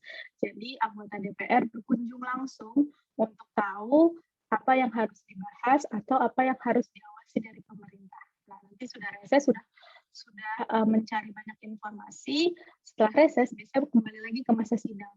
Nah, bahan-bahannya saat masa reses itu akan dibawa di masa sidang dan dirapatkan pada masa sidang. Seperti itu. Jadi, tetap masa sidang, reses, masa sidang lagi, reses lagi. Jadi, siklusnya seperti itu terus anggota DPR. Emang nggak ada liburnya. Nah, biasanya dimulai 16 Agustus sampai 15 Agustus di tahun berikutnya, terbagi dalam 4 atau 5 masa persidangan. Nah, oke. Kalau dari slide Kak Fani sudah cukup. Kak Fani mau kasih bonus sedikit buat teman-teman, karena ini adalah forum OSIS SMA, SMK, MA sederajat. Kak Fani mau sedikit kasih bonus, mau promosi tentang parlemen remaja. Nah, jadi mungkin tepat sekali nih teman-teman kan dari siswa-siswi SMA sederajat ya. Dan ini kami dari Sekjen DPR RI sedang mengadakan event namanya Parlemen Remaja, di mana teman-teman bisa merasakan menjadi anggota DPR 5 hari. Nah, jadi teman-teman kan tadi Kak Fani udah kasih tahu nih, udah dijelasin. Mungkin teman-teman masih setengah mengerti, setengah enggak. Nah, dengan mengikuti Parlemen Remaja, biasanya kalau misalnya teman-teman mempraktekkan langsung, itu akan jauh lebih mengerti apa itu tugasnya DPR. Gimana susahnya merancang undang-undang, bagaimana serunya melakukan perdebatan bersama teman-teman seluruh Indonesia. Jadi, acara ini adalah acara nasional, tingkat nasional, di mana nanti pesertanya adalah siswa-siswa SMA, SMK, dan MA sederajat seluruh Indonesia. Nah, seleksinya itu sama ya tadi yang Kak Fani kasih tahu, kalau misalnya diseleksi dari 80 dapil se-Indonesia. Nah, jadi teman-teman yang forum OSIS Kabupaten Wonogiri ini bisa ikutan dan akan bersaing sesama dapilnya sebenarnya. Jadi nanti setiap dapil itu biasanya setiap dapil itu satu dapil itu perwakilannya 2. Tapi untuk dapil Jawa Barat, Jawa Tengah, dan Jawa Timur itu satu dapil ada 1 orang perwakilannya. Karena Jawa Barat aja misalnya ada 11 dapil, berarti Jawa Barat akan ada 11 orang.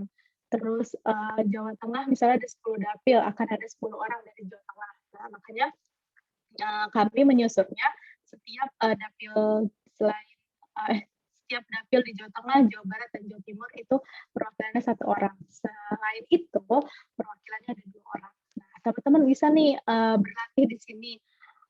Syaratnya itu teman-teman boleh buka parlemenremaja.dpr.go.id, kemudian membuat akun di sini, kemudian nanti mengisi beberapa data diri dan daftar prestasi.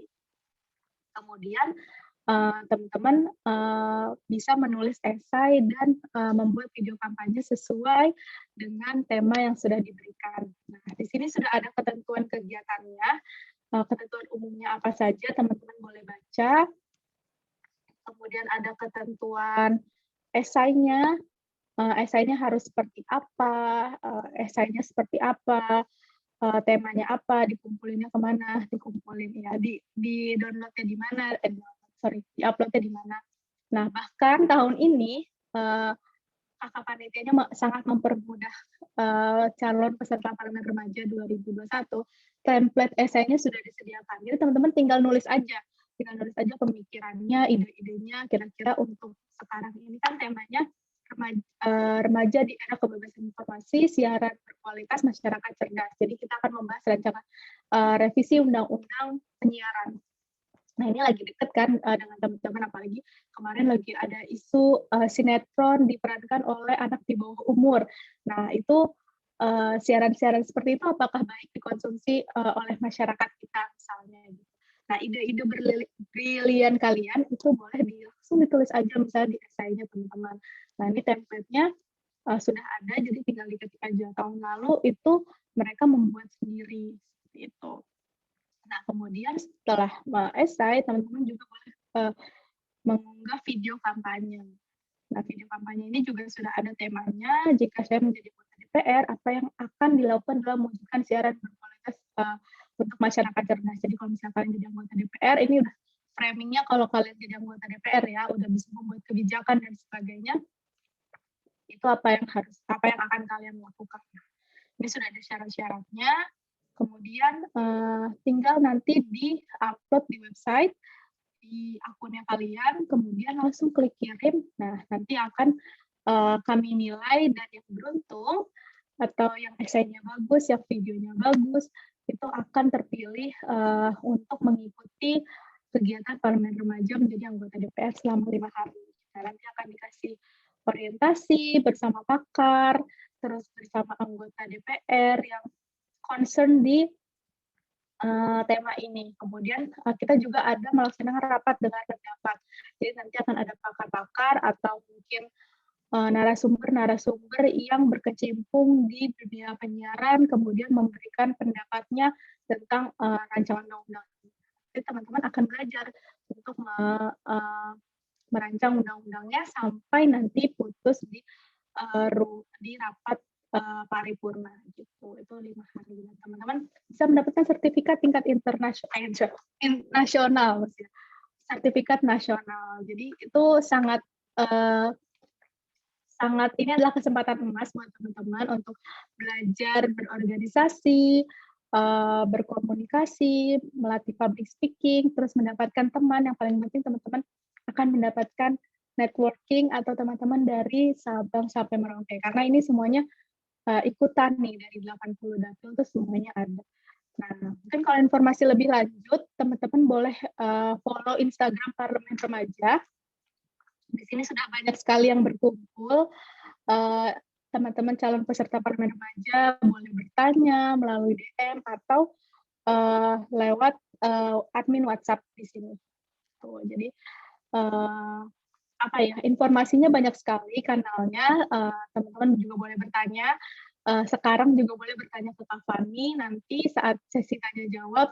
Kalau misalnya ada yang tertarik untuk parlemen remaja. Jadi ini dibuka pendaftarannya sampai 6 Agustus. Nah, ini masih ada waktu teman-teman untuk membuat esai dan video serta mengunggah dokumen-dokumen yang diperlukan.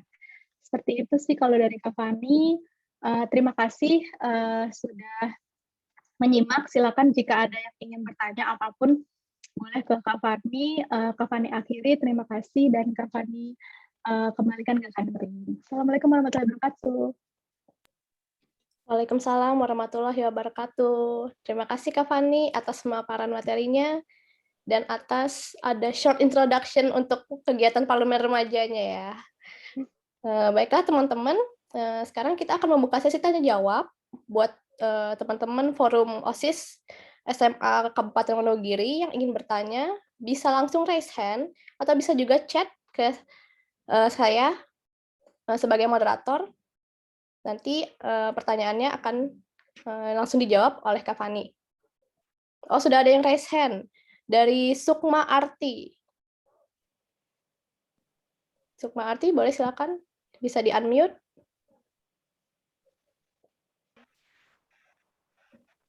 Kak, saya mau tanya. Jadi kan kondisi masyarakat saat ini sedang booming dengan PPKM level 4 atau PPKM darurat. Dan baru-baru ini ramai diperbincangkan tentang perayaan ulang tahun seleb tanpa protokol kesehatan. Sedangkan masyarakat yang berjualan untuk menginvestasi saja dibubarkan. Lalu mengapa seorang seleb mengadakan acara ini tidak dibubarkan? Otomatis kan menimbulkan opini masyarakat dan menyinggung Pancasila sila kelima, yaitu keadilan sosial bagi seluruh rakyat Indonesia. Pertanyaan saya, bagaimana peran DPR dalam menyikapi hal ini, dan apa solusi terbaik yang diberikan DPR ke masyarakat? Terima kasih. Oke, terima kasih Sukma Arti. Kak Fani mungkin mau langsung dijawab? Karena Boleh. baru Sukma doang nih yang raise hand, mungkin teman-teman yang lain masih mikir ya mau bertanya. Silakan Kak Fani. Oke, terima kasih Sukma. Ya, betul sekali. Kalau kemarin sedang ramai ya, ada salah satu seleb yang merayakan ulang tahunnya di saat PPKM. Nah, ini memang salah satu fungsi dari DPR juga pengawasan ya. Nah, ini juga bisa jadi catatan penting untuk anggota DPR bisa lebih nanti memanggil misalnya Satgas COVID-nya gitu. Biasanya kalau misalnya anggota DPR ini lebih review secara keseluruhan se-Indonesia.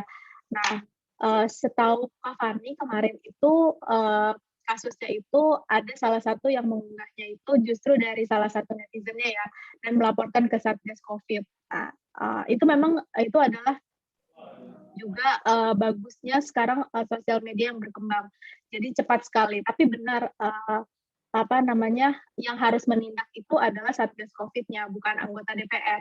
Nah, anggota DPR itu menerima masukan-masukan seperti itu dari masyarakat. Jadi biasanya alurnya itu harusnya memang benarnya misalnya menerima, kalau misalnya anggota DPR menerima aspirasi atau menerima aduan-aduan, kemudian nanti melaporkan ke yang berwenang. Tapi anggota DPR tidak bukan domainnya untuk menegakkan hukumnya si seleb itu, seperti itu. Jadi anggota itu bisa juga misalnya dilaporkan ke anggota DPR, dapilnya misalnya kalau nggak salah seleb itu daerah Aceh kalau nggak salah. Nah itu misalnya dari daerah pemilihannya Aceh gitu. Jadi kalau misalnya di DPR tidak berwenang, bukan domainnya untuk menegur atau memberikan hukuman kepada yang terlibat pada saat itu.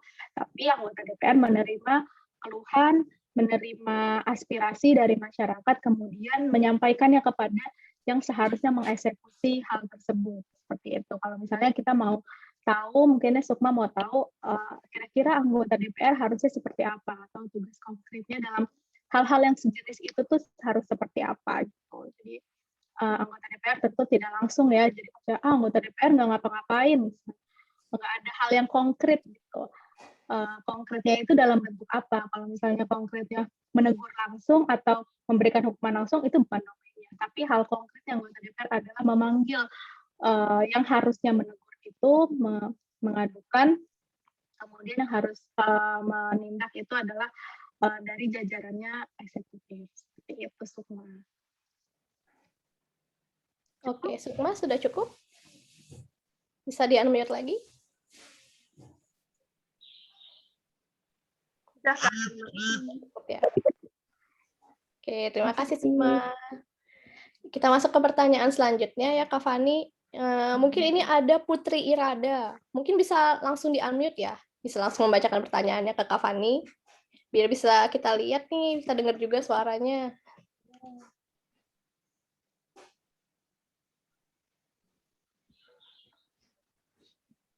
Putri.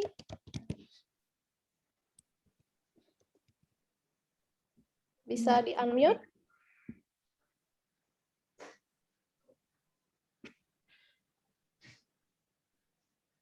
Ya, silakan Putri.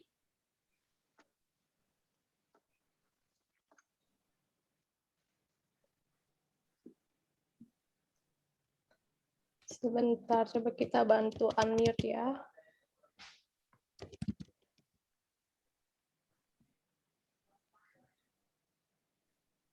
Sudah bisa, Putri? Bisa ya? Gimana?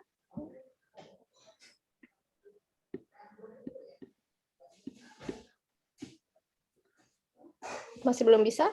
Bisa. Atau Putri mengajukan lewat chat? Oke, kalau nggak bisa, iya kita bacain deh pertanyaannya ya.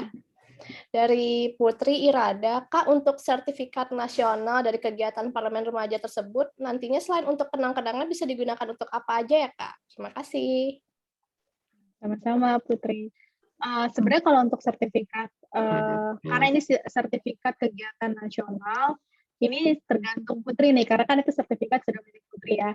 Itu apa saja yang bisa digunakan. Mungkin salah satunya bisa digunakan ke kompetisi-kompetisi selanjutnya, buat portofolionya Putri, atau dulu sih ceritanya ada alumni Parlemen Remaja yang menggunakan sertifikat itu untuk masuk untuk seleksi SNMPTN ke perguruan tinggi negeri yang jalur rapot. Nah, menurut pengakuannya itu melampirkan salah satu sertifikatnya adalah Parlemen Remaja, karena beliau mengikuti Parlemen Remaja. Nah, itu terserah Putri. Misalnya Putri mau masuk universitas atau mau mengikuti kompetisi-kompetisi lainnya yang memerlukan portofolionya Putri, yang memerlukan kira-kira Putri udah pernah ikut kompetisi apa saja atau pernah mengikuti organisasi apa saja, daftar-daftar prestasinya itu bisa melampirkan sertifikat dari Parlemen Remaja, karena sertifikat Parlemen Remaja kan ini tingkatnya nasional ya, jadi cukup diperhitungkan karena ini adalah skalanya nasional. Tapi itu balik lagi tergantung Putri akan menggunakannya apa, dan balik lagi juga itu misalnya sertifikat itu diperhitungkannya seperti apa tergantung misalnya panitia-panitia penyelenggara yang akan Putri ikuti seperti itu. Itu kalau misalnya kita sudah menyediakan karena sudah lulus, sudah ikut mengikuti Parlemen Remaja seluruh nasional ini, acara tingkat nasional, kita akan menyediakan sertifikat tingkat nasional dengan penandatangan Sekretaris Jenderal DPR RI seperti itu. Oke, sudah cukup Putri, ya. mau ikut Parlemen Remaja, Putri? Ayo ikutan, Putri. Oke, sudah cukup ya. Oke, terima kasih Putri. Pertanyaan selanjutnya dari Rena Alvinia. Mungkin bisa di-unmute, Rena?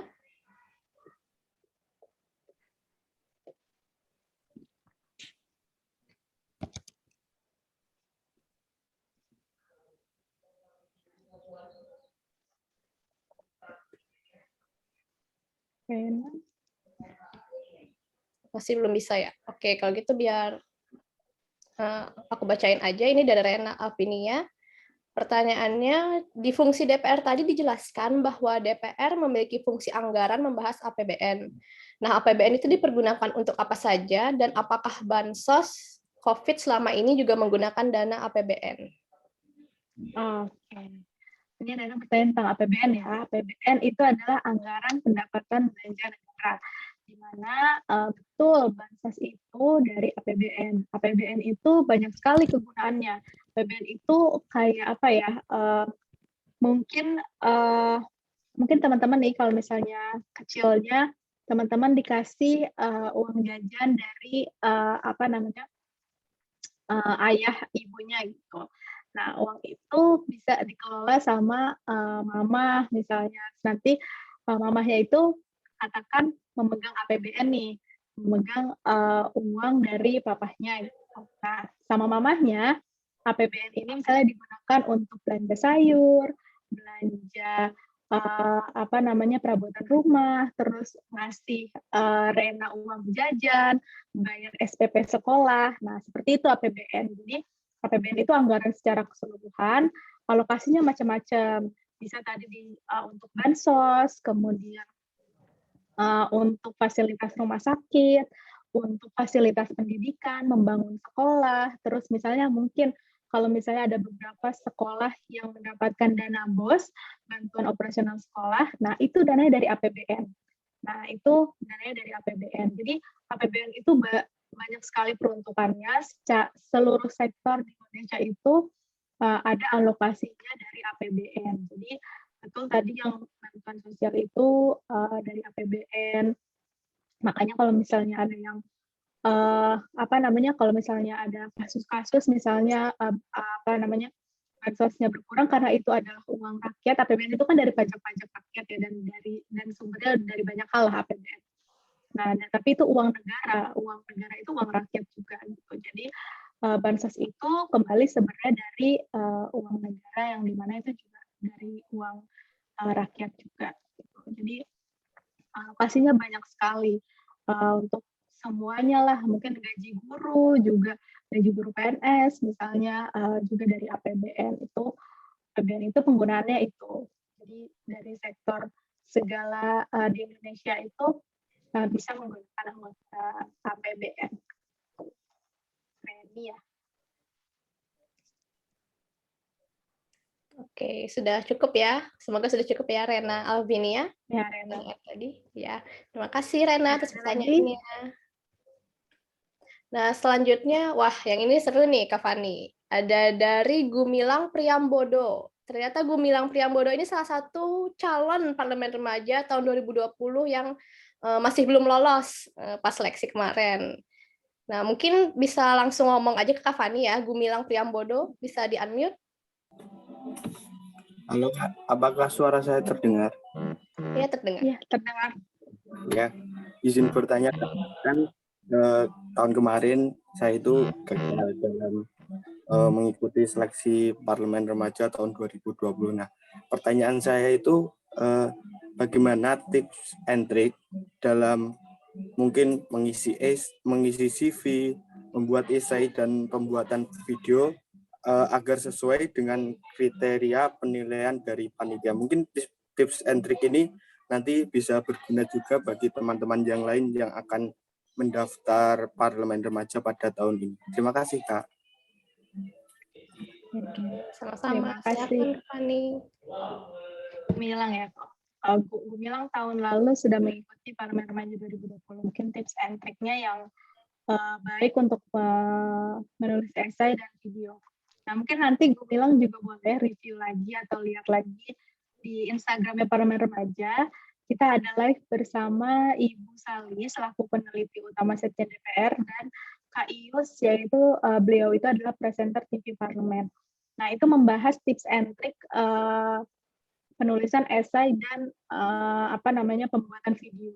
Ya, salah satunya mungkin Gumilang boleh harus sesuai dengan ketentuan yang ada di esai maupun video. Misalnya kalau esai itu harus sesuai kata-katanya, jumlah katanya, kemudian apa namanya temanya juga harus sesuai, terus misalnya substansinya juga harus bagus, sesuai dengan tema, ide-idenya, dan sebagainya. Nah itu detailnya Gumilang boleh nonton langsung, karena yang berbicara langsung dari peneliti Setjen DPR. Nah beliau itu udah sangat ahli lah kalau misalnya esai itu dibuatnya yang bagus seperti apa sih, terus idenya itu datangnya dari mana saja, seperti itu. Nah, kalau misalnya video sama juga, kalau video ini memang kita kasih tahu teman-teman kalau misalnya video ini banyak besar dinilainya adalah saat teman-teman public speaking. Tapi tentu dinilai juga hal-hal yang lain yang mendukung, misalnya sinematografinya dan sebagainya. Tapi yang besar beban penilaiannya adalah saat kalian public speaking. Hanya di live kemarin itu yang memberikan tips and trick adalah Kak Iyo selaku presenter TV Parlemen. Beliau juga mantan Putri Indonesia. Nah, di situ dikasih tahu tips and tricknya kalau misalnya public speaking itu PD-nya seperti apa. harus seperti apa, intonasi bicaranya seperti apa, dan cara yang paling penting adalah video itu menangkap pesan yang pengen Gumilang berikan kepada audiens gitu. Jadi pesan seperti apa yang pengen Gumilang kasih ke audiens dan harus tertangkap oleh penontonnya. Gitu. Jadi kalau misalnya video itu kan bisa kalau ngomong terus misalnya intonasinya kurang enak atau cenderung membosankan, video itu akan sangat terlihat lama dan membosankan. Tapi kalau misalnya Gumilang cara berkomunikasinya baik, cara public speaking-nya bagus, ditambah dengan visualisasinya yang menarik, nah itu videonya akan jadi terlihat baik dan pesannya akan nyampe ke pemirsanya atau audiensnya. Jadi tips and triknya sedikitnya itu. Kalau untuk lebih lengkapnya, Gumilang boleh cek Instagramnya Parlemen Remaja, Kak Fani kasih lihat deh. Sebentar. Nah, ini bisa ditonton aja karena yang berbicara langsung adalah ahlinya. Mana ya? Oh ini. Nah, ini. Yang bagian ini tips and trik pembuatan video dan penulisan esai. Nah, yang langsung mengisi adalah Bu Saleh Susiana ini dan Kak Ius. Nah, teman-teman boleh nih dengar penjelasannya beliau-beliau ini yang sudah ahlinya. Jadi Gumilang atau teman-teman yang mau ikut Parlemen Remaja 2021 boleh cek kalau masih bingung mau buatnya seperti apa, boleh cek ke Instagramnya Parlemen Remaja. Gitu deh Gumilang. Gimana, ikut lagi nggak 2021 Gumilang?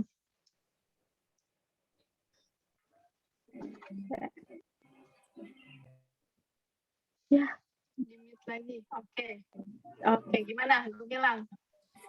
Baik Kak, terima kasih Kak Fani. Ikut lagi nggak 2021?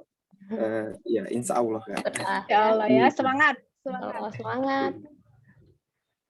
Oke, terima kasih Gumilang. Ada pertanyaan lagi dari Suyaningrum. Suyaningrum, bisa di-unmute.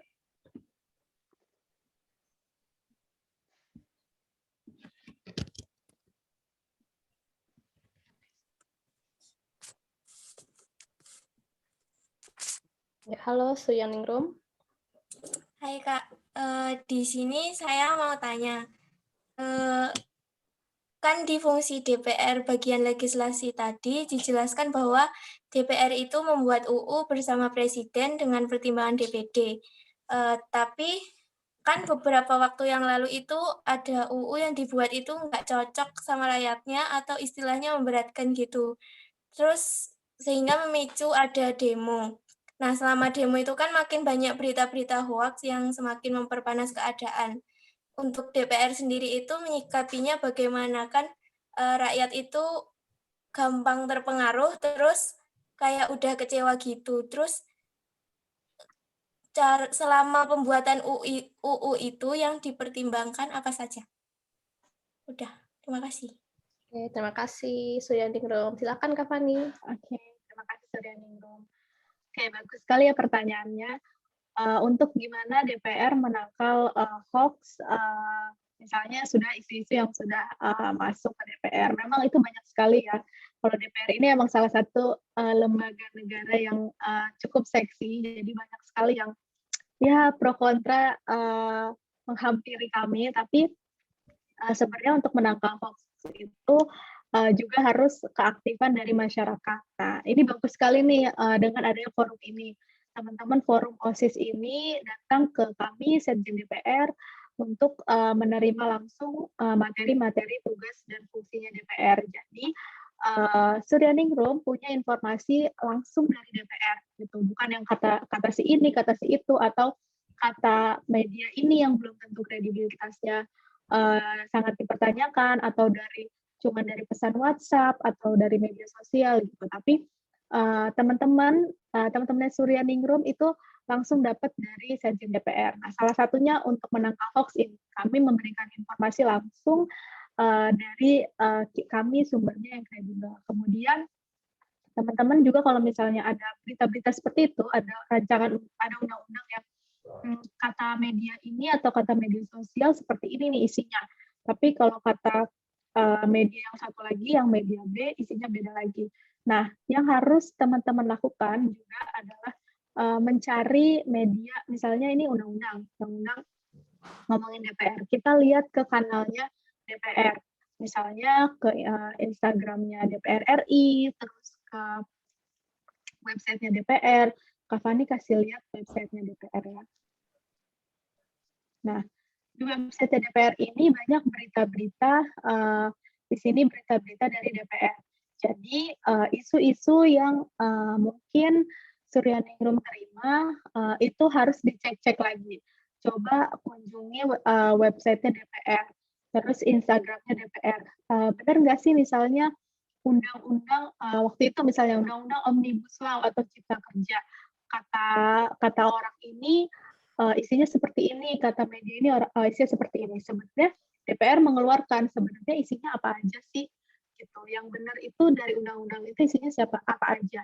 Terus yang diatur itu apa aja. Nah di situ baru karena DPR langsung yang mengeluarkan, itu sudah pasti informasi yang paling benar, gitu. Nah apa namanya untuk undang-undang apa saja yang dipertimbangkan? Tentunya yang dipertimbangkan adalah apa namanya aspirasi dan masukan serta keadaan yang ada di Indonesia. Nah, Indonesia ini kan luas ya, Suryaningrum. Indonesia ini nggak hanya Pulau Jawa. Indonesia ini nggak hanya Jawa Tengah saja atau Jakarta saja gitu. Indonesia ini luas dan orangnya banyak, lebih dari 250 juta dengan berbagai macam profesi, berbagai macam latar belakang, ras, suku, agama. Nah, jadi kalau misalnya katakan ada undang-undang atau satu peraturan, oh ini tidak mewakilkan rakyat. Nah, yang ditanya adalah rakyat yang mana dulu? Nah, rakyat Jakarta, rakyat Pulau Jawa. Ternyata itu mewakili rakyat Maluku loh, rakyat Sulawesi. Itu tuh apa namanya peraturan itu tuh datang dari keresahan masyarakat, misalkan masyarakat Sulawesi yang sebenarnya di Pulau Jawa itu tidak merasakan, tapi di Pulau Sulawesi itu peraturan itu sangat berarti buat mereka gitu. Jadi banyak sekali peraturan-peraturan atau undang-undang yang sering banyak ditanyakan tapi tidak melihat secara luas itu tuh masalahnya bukan di Pulau Jawa saja. Kenapa ada misalnya kebijakan itu yang mengadu, katakan yang mengadu atau yang memberikan aspirasi itu dari Indonesia bagian timur atau Indonesia bagian barat gitu. Nah, jadi aspirasi itu yang dipertimbangkan adalah aspirasi seluruh Indonesia. 34 provinsi, 80 dapil, lebih dari 250 juta masyarakat. Bukan hanya Pulau Jawa, bukan hanya Jakarta atau Jawa Barat, Jawa Tengah, Jawa Timur, tapi banyak yang membutuhkan ya tadi sila kelima keadilan sosial. Jadi semuanya juga harus didengarkan. Gitu. Jadi kalau misalnya teman-teman melihat dulu nih undang-undang kok ini tidak sesuai sih kok kalau di daerah saya undang-undang ini tuh nggak perlu, ngapain ada. Coba teman-teman lihat di bagian lainnya daerah teman-teman gitu. Benar nggak sih ternyata daerah bagian lain itu sangat membutuhkan undang-undang ini loh. Profesi lain itu sangat membutuhkan undang-undang ini. Perlu harus diatur undang-undang seperti ini gitu. Jadi teman-teman harus berpikirnya tuh luas gitu. Harus banyak-banyak membaca buku, membaca berita, terus membuka ilmu seluas-luasnya gitu. Dan kalau misalnya mencari informasi dipilih-pilih, kira-kira mana yang kredibel. Kalau misalnya ini tentang DPR, coba kita cari dari sisinya DPR itu seperti apa. Dari sisi pemerintah seperti apa nih, dari kanal-kanal yang sudah terpercaya gitu. Dari sisinya misalnya MKKY kalau ada isu-isu yang lain gitu. Itu teman-teman harus aktif untuk mencari informasi-informasi yang kredibel gitu. Jangan terpapar sama satu informasi aja terus teman-teman langsung tersulut gitu kayak, oh iya bener nih kata WhatsApp soalnya kayak gini. Gitu. Teman-teman harus pinter lah untuk mencari informasi dan menarik kesimpulannya tidak cepat gitu dari sudah banyak yang sudah teman-teman cari. Itu Suryaningrum. Lagi Oke, sudah cukup ya, Suyaningrum. Terima kasih atas pertanyaannya. Masih belum ada pertanyaan lagi nih. Teman-teman mungkin udah nggak sabar ya mau lihat-lihat museum DPR RI juga. Kalau gitu, kalau sudah nggak ada pertanyaan lagi, biar oh ada satu lagi. Oke, ini pertanyaan terakhir ya dari Adi Nur Rohman yang udah raise hand.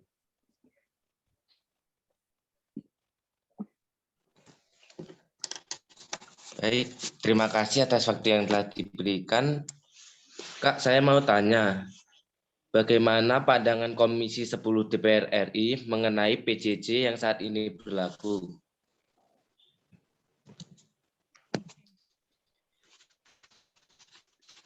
Ada lagi? Mengenai Gimana, Adi Nur Rohman sudah pertanyaannya itu saja?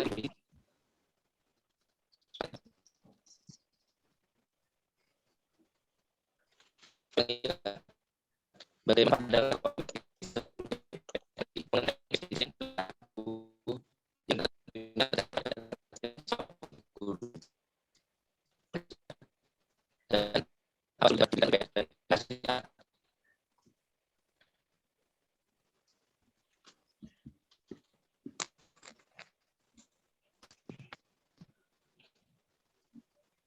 Oke, terima kasih Adi Nur Rahman. Sekarang ada satu lagi ya, berarti pertanyaan yang terakhir nih, yang benar-benar terakhir nih yang ini ya, Fadila Novia Septiana. Silakan. Iya, bisa mendengar? Iya, bisa, jelas. Bisakah DPR dihukum apabila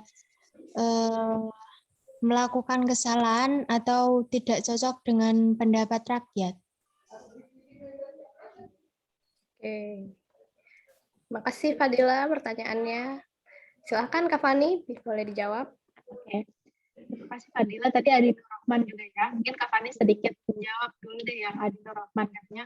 Kalau Kak Fani dengar sekilas itu katanya bagaimana anggota DPR, anggota Komisi 10 ya, anggota Komisi 10 menanggapi soal PJJ sekarang.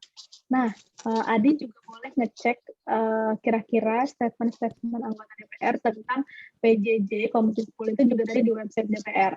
Jadi udah Kak Fani bukain dari Parlementaria, itu salah satunya anggota DPR meminta Kemendikbudristek itu segera memutuskan PJJ karena COVID-19 sedang melonjak. Nah, teman-teman boleh baca di sini. Terus kemarin juga sempat ada anggota Komisi 10 juga yang mengevaluasi program PJJ. Di sini sudah 3 bulan ke belakang itu dievaluasi dan dipanggil menterinya seperti itu. Nah, jadi kalau misalnya teman-teman mau tahu apa saja sih sikap-sikap anggota DPR tentang segala isu, mungkin kalau yang ini tanyanya tentang PJJ, nah teman-teman boleh baca sendiri nih di Parlementaria. Ini sudah lengkap, Komisi 10 mengatakan apa saja nih, Wakil Ketua Komisi 10 yang berbicara, Ibu Agustina Wilujeng Pramestuti. Kemudian kalau yang tadi, yang soal COVID itu ada Ledia Hanifah Amalia yang berbicara. Itu juga anggota Komisi 10 yang berbicara tentang PJJ. Jadi mungkin tadi Adi boleh mampir atau searching-searching tentang kira-kira Komisi 10 itu pendapatnya apa sih tentang PJJ atau melakukan pengawasan apa saja. Itu boleh dicari di website DPR. Nah, tadi pertanyaan kedua dari siapa, Kak? Fadila. Oh ya, Fadila. Kalau Fadila tadi, anggota DPR bisa nggak sih dihukum kalau tidak sesuai pendapatnya dengan masyarakat? Betul ya? Iya, benar. Oke. Nah, anggota DPR itu bisa dihukum atau tidak itu jika misalnya gini, jika ada dasar hukumnya yang jelas misalnya dan tidak sedang dalam melaksanakan kerja DPR. Misalnya, tadi kan mungkin teman-teman kalau misalnya ada salah satu hak yang teman-teman notice itu ada hak imunitas. hak imunitas itu di mana anggota DPR benar tidak bisa dihukum, tapi selama kebal hukum selama menjalankan tugasnya sebagai anggota DPR, sebagai perwakilan rakyat. Nah, selama menjalankan tugas itu, jadi kenapa ada hak imunitas? Karena mereka biar bisa leluasa untuk menyampaikan informasi tanpa harus takut terikat dengan hukum-hukum yang berlaku. Tapi jika di luar menjalankan tugas itu dan selama ada dasar hukumnya, tentu anggota DPR bisa dihukum sesuai dengan hukum yang berlaku. Misalnya anggota DPR melanggar lalu lintas, tentu bisa ditilang. Kemudian teman-teman tahu misalnya ada yang korupsi tetap harus dihukum gitu, atau melanggar hal-hal lainnya, itu tentu bisa selama ada dasar hukumnya. Sekarang misalnya tidak sesuai dengan misalnya katakan tidak sedang dalam melaksanakan kinerja kerjanya anggota DPR, terus tidak sesuai dengan pendapat masyarakat, itu ada dasar hukum yang mana? Misalnya ada pasal berapa, undang-undang apa misalnya gitu. Selama itu ada dasar hukumnya dan tidak sedang dalam pelaksanaan tugas menjadi anggota DPR, itu tentu bisa dihukum sesuai dengan hukum yang berlaku. Jadi ya menjadi masyarakat Indonesia saja seperti biasanya. Tapi kalau misalnya sedang melaksanakan tugas, anggota DPR harus leluasa untuk menyampaikan aspirasinya, untuk berani mengawasi eksekutif dan tidak takut untuk memberikan idenya atau mengkritik pemerintah. Itu kenapa adanya hak imunitas. Gitu sih. Jadi tetap kalau misalnya di luar kerja DPR dan masih ada dasar hukumnya, tentu bisa ditindak sesuai dengan hukum.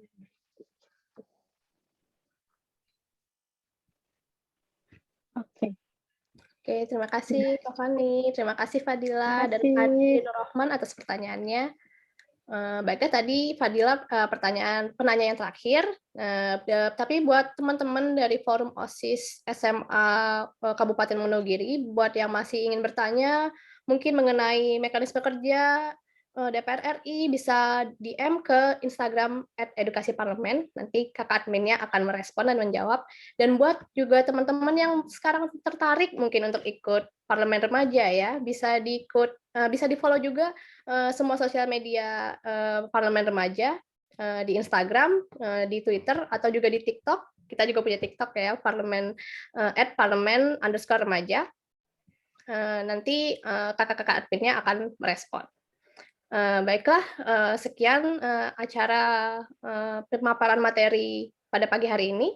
Acara selanjutnya adalah kita akan jalan-jalan ke museum ya. Biasanya kalau teman-teman dari Forum OSIS SMA Wonogiri ini datang langsung ke DPR RI, kita akan ajak teman-teman untuk jalan-jalan ke museum. Tapi tenang aja, walaupun sekarang kita secara virtual nih, hanya di rumah aja via Zoom meeting, teman-teman tetap akan kita ajak jalan-jalan ke Museum DPR RI yang akan dipandu oleh Kak Vicky. Oke, kepada Kak Vicky bisa dipersilakan. Ya. Terima kasih Kak Nurin atas waktu dan kesempatan yang diberikan. Saya izin share screen dulu.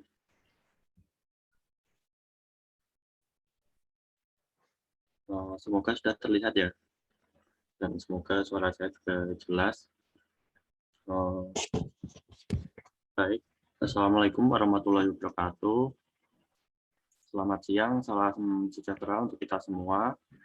Perkenalkan, nama saya Vicky Ferdian Saputra dari bidang Humas dan Pengelolaan Museum. Saya adalah penata pameran di Museum DPR RI, bertanggung jawab terkait hal-hal teknis penataan pameran. Dan pada kesempatan pagi hari ini, saya ditugaskan untuk memandu atau menemani ya teman-teman dari Forum OSIS SMA SMK MA Kabupaten Wonogiri.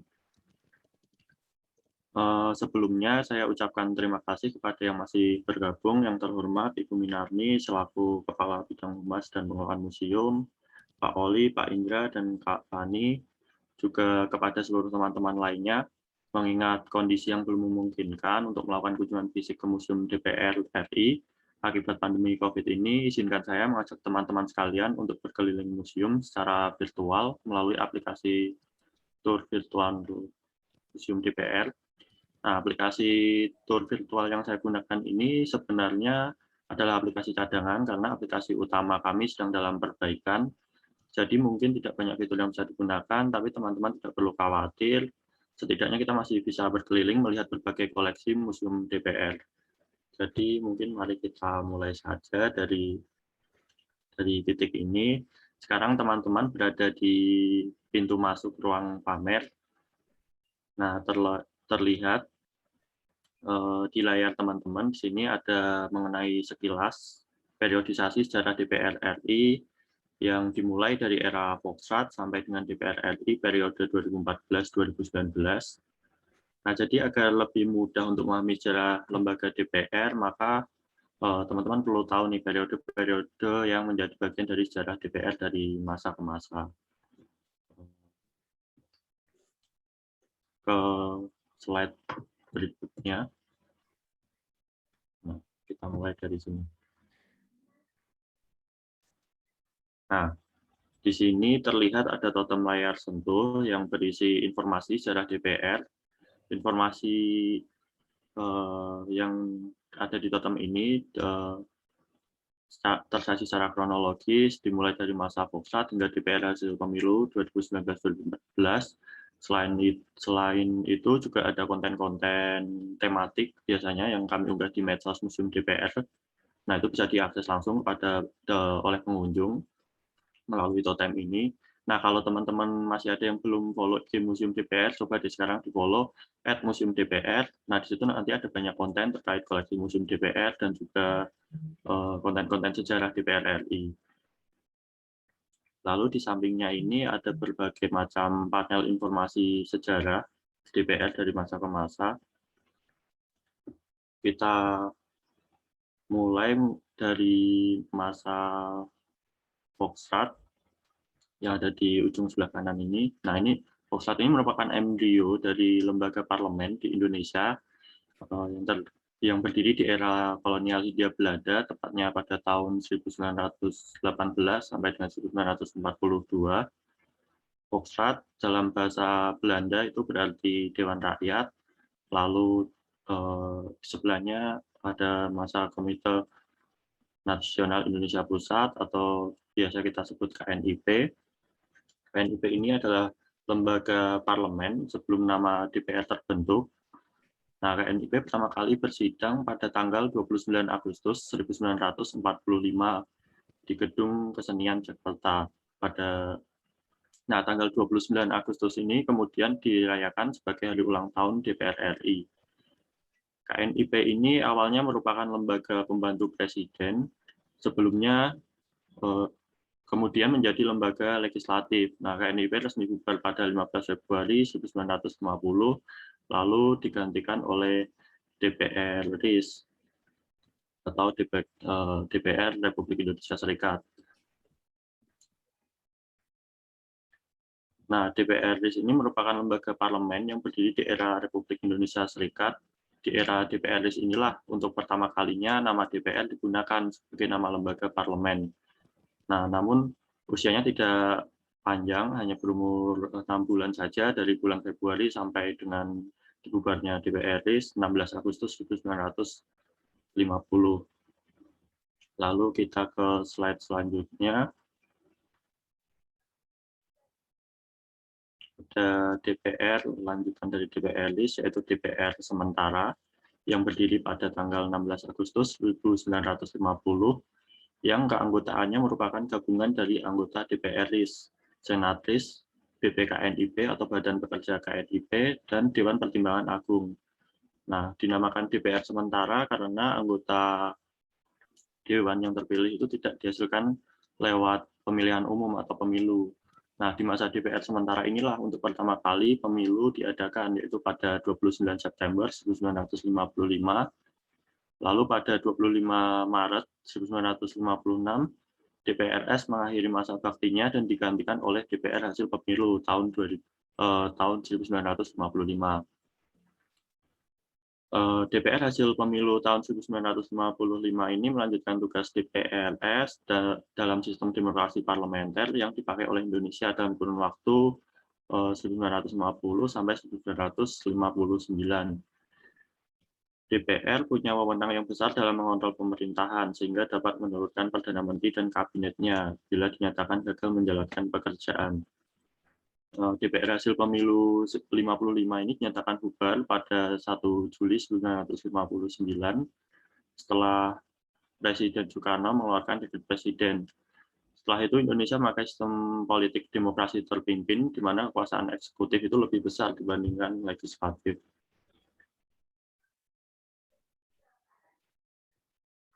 Nah, di depan panel-panel informasi ini ada teman-teman bisa lihat ada koleksi tertua kami di Museum DPR, yaitu ini perangkat persidangan Komite Nasional Indonesia Pusat atau KNIP yang saat itu masih berkantor di Yogyakarta pada Desember 1949. Terdapat meja, kursi, dan ada podium untuk pidato. Nah, koleksi ini merupakan koleksi asli dan kondisinya sampai sekarang masih terawat dengan baik. Lalu ke slide selanjutnya. Kita melanjutkan tadi sampai DPR pemilu pertama. Nah, seperti yang saya jelaskan sedikit sebelumnya, pada kurun waktu 1950 sampai 59, Indonesia mengaplikasikan sistem pemerintahan demokrasi parlementer di mana DPR menjadi aktor utama dalam pemerintahan. Jadi kekuasaan DPR sangat kuat karenanya nasib suatu kabinet sangat ditentukan oleh suara anggota dewan. Nah, setidaknya sudah 7 kabinet silih berganti dalam kurun masa DPR parlementer. DPR hasil pemilu 1955 dibubarkan oleh Presiden Soekarno pasca dekret. Lalu setelah itu DPR mengalami masa transisi hingga 25 Juli 1950. Pada masa transisi tersebut terdapat konflik antar DPR dengan Presiden mengenai penetapan anggaran pendapatan dan belanja negara atau APBN, sehingga Presiden memutuskan untuk membubarkan kembali DPR masa transisi. Pada 25 Juni 1960 dibentuklah DPR gotong royong yang keanggotaannya tidak dipilih melalui pemilu namun ditunjuk langsung oleh Presiden maupun diajukan. Nah, keanggotaan DPR gotong royong terdiri dari 5 unsur golongan yang ditetapkan, antara lain ada nasionalis, Islam, Kristen Katolik, komunis, dan karya. Kedudukan DPR gotong royong berada di bawah Presiden. Hal ini dilihat dari posisi Ketua DPR dan Wakil Ketua DPR yang dimasukkan dalam jajaran menteri di dalam kabinet, sehingga DPR tidak leluasa mengontrol jalannya pemerintahan pada masa itu. Nah, kemudian lalu ada DPR masa transisi. Nah, pasca peristiwa G30S tahun 65 terjadi perubahan secara besar-besaran terhadap konstruksi politik Indonesia. Nah, segala unsur politik yang melibatkan Partai Komunis atau PKI dihilangkan, termasuk pula DPR gotong royong. Seluruh anggota DPR, GR yang berafiliasi dengan PKI atau unsur komunis lainnya akhirnya diberhentikan. Nah, masa transisi terjadi pada tahun 1965 hingga 1971. Pada masa tersebut, DPR merupakan berupaya kembali sebagai lembaga setingkat eksekutif. Seperti contoh itu pada 17 Juni 1966, DPR secara independen memilih pemimpinnya secara mandiri. Padahal sejak DPR GR 1960, pimpinan DPR itu dipilih dan ditetapkan oleh Presiden. Nah, lalu selanjutnya teman-teman bisa lihat di sini ada diorama gedung Nusantara. Jadi Gedung Nusantara ini merupakan salah satu gedung yang paling ikonik di kompleks MPR, DPR, DPD. Ciri khasnya itu ada pada 2 kubah raksasa ini yang berwarna hijau. Nah, uniknya kubah ini berdiri tanpa tiang memancang, namun dia berdiri itu di atas 2 busur memanjang dari depan ke belakang. Nah, secara filosofis atap kubah ini merupakan gambaran dari kepakan sayap burung Garuda yang merupakan lambang Negara Kesatuan Republik Indonesia. Lalu kita ke slide selanjutnya.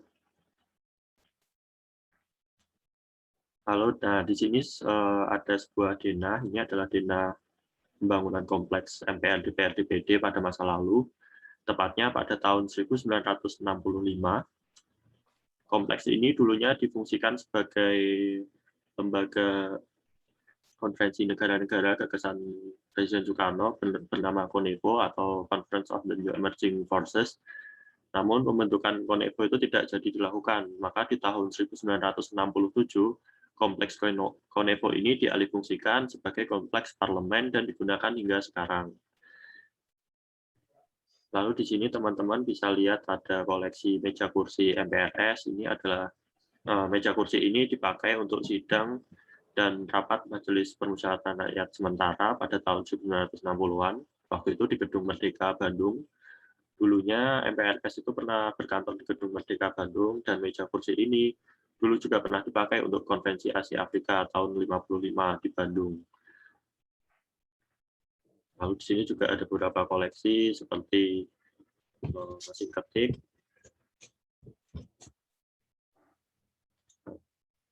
jadi mesin ketik portable ini digunakan untuk keperluan notulensi pada saat sidang konstituante periode 1956 sampai 59. Lalu ada juga pesawat ini ada koleksi pesawat telepon, lalu ada juga tempat air minum, ini gambarnya tidak keluar ya. Lalu kita juga punya koleksi, ada palu sidang juga di sini. Nah di sini ada pesawat telepon yang digunakan untuk aktivitas kerja Majelis Permusyawaratan Rakyat sementara radio 1960-an. Lalu di sini ada tempat air minum berbahan dasar kaca beling, digunakan oleh Presiden atau pimpinan MPRS pada saat itu untuk kegiatan jamuan, resepsi. Lalu juga ada palu sidang. Ini adalah palu yang dipakai oleh pimpinan sidang Konvensi Asia Afrika atau KAA tahun 55 di Gedung Merdeka Bandung.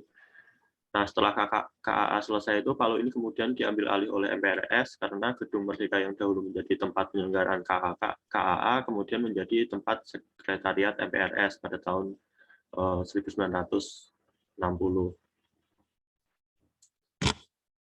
Lalu kita ke slide selanjutnya.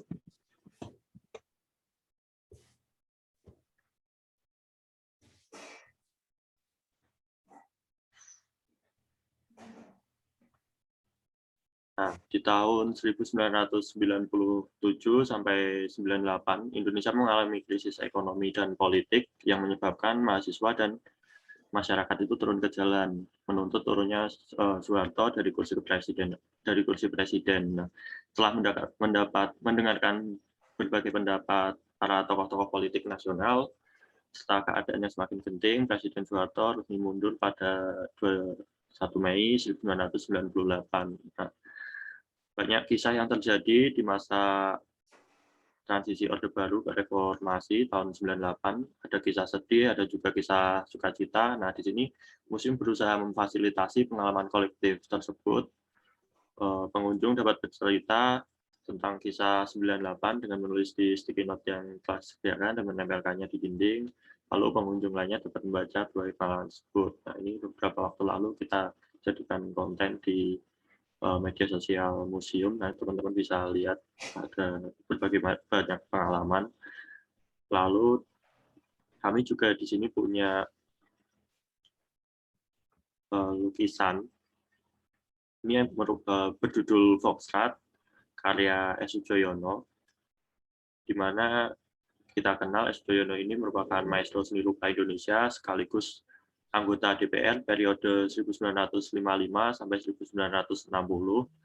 Nah, S. Sujoyono pada saat itu melukis workshop ini atas permintaan Ketua MPR dan MPR DPR periode 1977 sampai 1982, yaitu Adam Malik. Lukisannya ini bergaya realisme dan berekspresionisme. Ini memperlihatkan sosok M.H. Thamrin yang berpidato di depan anggota Foxtrot.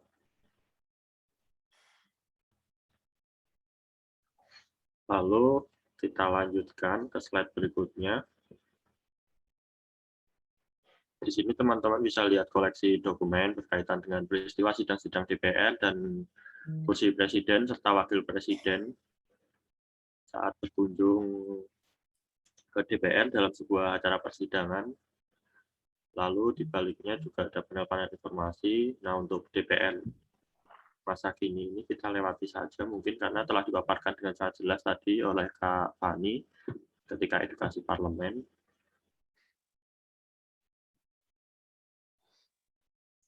Nah, sekarang teman-teman berada di ujung ruang pamer nih. Dari sini teman-teman lihat ada koleksi, berbagai macam koleksi souvenir dari parlemen negara lain. Ini sebagai wujud persahabatan DPR RI dengan parlemen di negara lain. Nah, di bagian akhir ini teman-teman juga bisa menyaksikan beberapa maket. Di sini ada beberapa maket yang menampilkan arsitektur gedung di kompleks DPR, MPR, DPR, DPD. Terus juga di sini ada terlihat sedikit ada lukisan. Lukisan ini adalah lukisan pelantikan Soeharto. Lukisan ini dilukis oleh pelukis namanya Cukup Ketawang, dilukis pada tahun 1991, dan latar cerita di balik lukisan tersebut adalah pelantikan Soeharto sebagai Presiden Republik Indonesia pada tahun 1968, yang saat itu dilantik di gedung MPR DPR. Nah, sama demikian perjalanan kita keliling Museum DPR RI. Nanti teman-teman bisa kembali kapanpun teman-teman mau. Caranya kunjungi link virtual tour yang kami sematkan di media sosial Museum DPR. Nanti jangan lupa di-follow juga medsosnya, banyak konten-konten sejarah menarik mengenai DPR RI yang bermanfaat bagi teman-teman sekalian. Sampai di sini saya izin undur diri. Terima kasih atas partisipasi teman-teman dari Forum OSIS Kabupaten Wonogiri. Saya kembalikan ke Kak Nurin selaku moderator. Wassalamualaikum warahmatullahi wabarakatuh. Waalaikumsalam warahmatullahi wabarakatuh. Terima kasih Kak Vicky sudah memandu kita semua ke Museum DPR RI hari ini.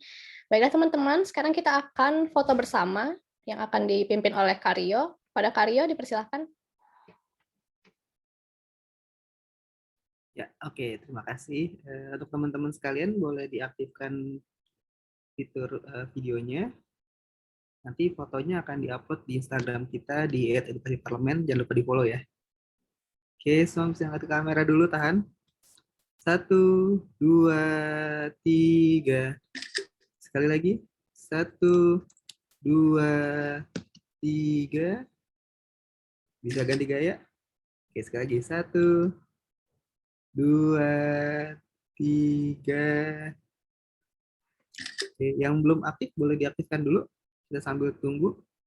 Oke, bisa ke kamera. 1, 2, 3. Sekali lagi. 1, 2, 3. Dan terakhir.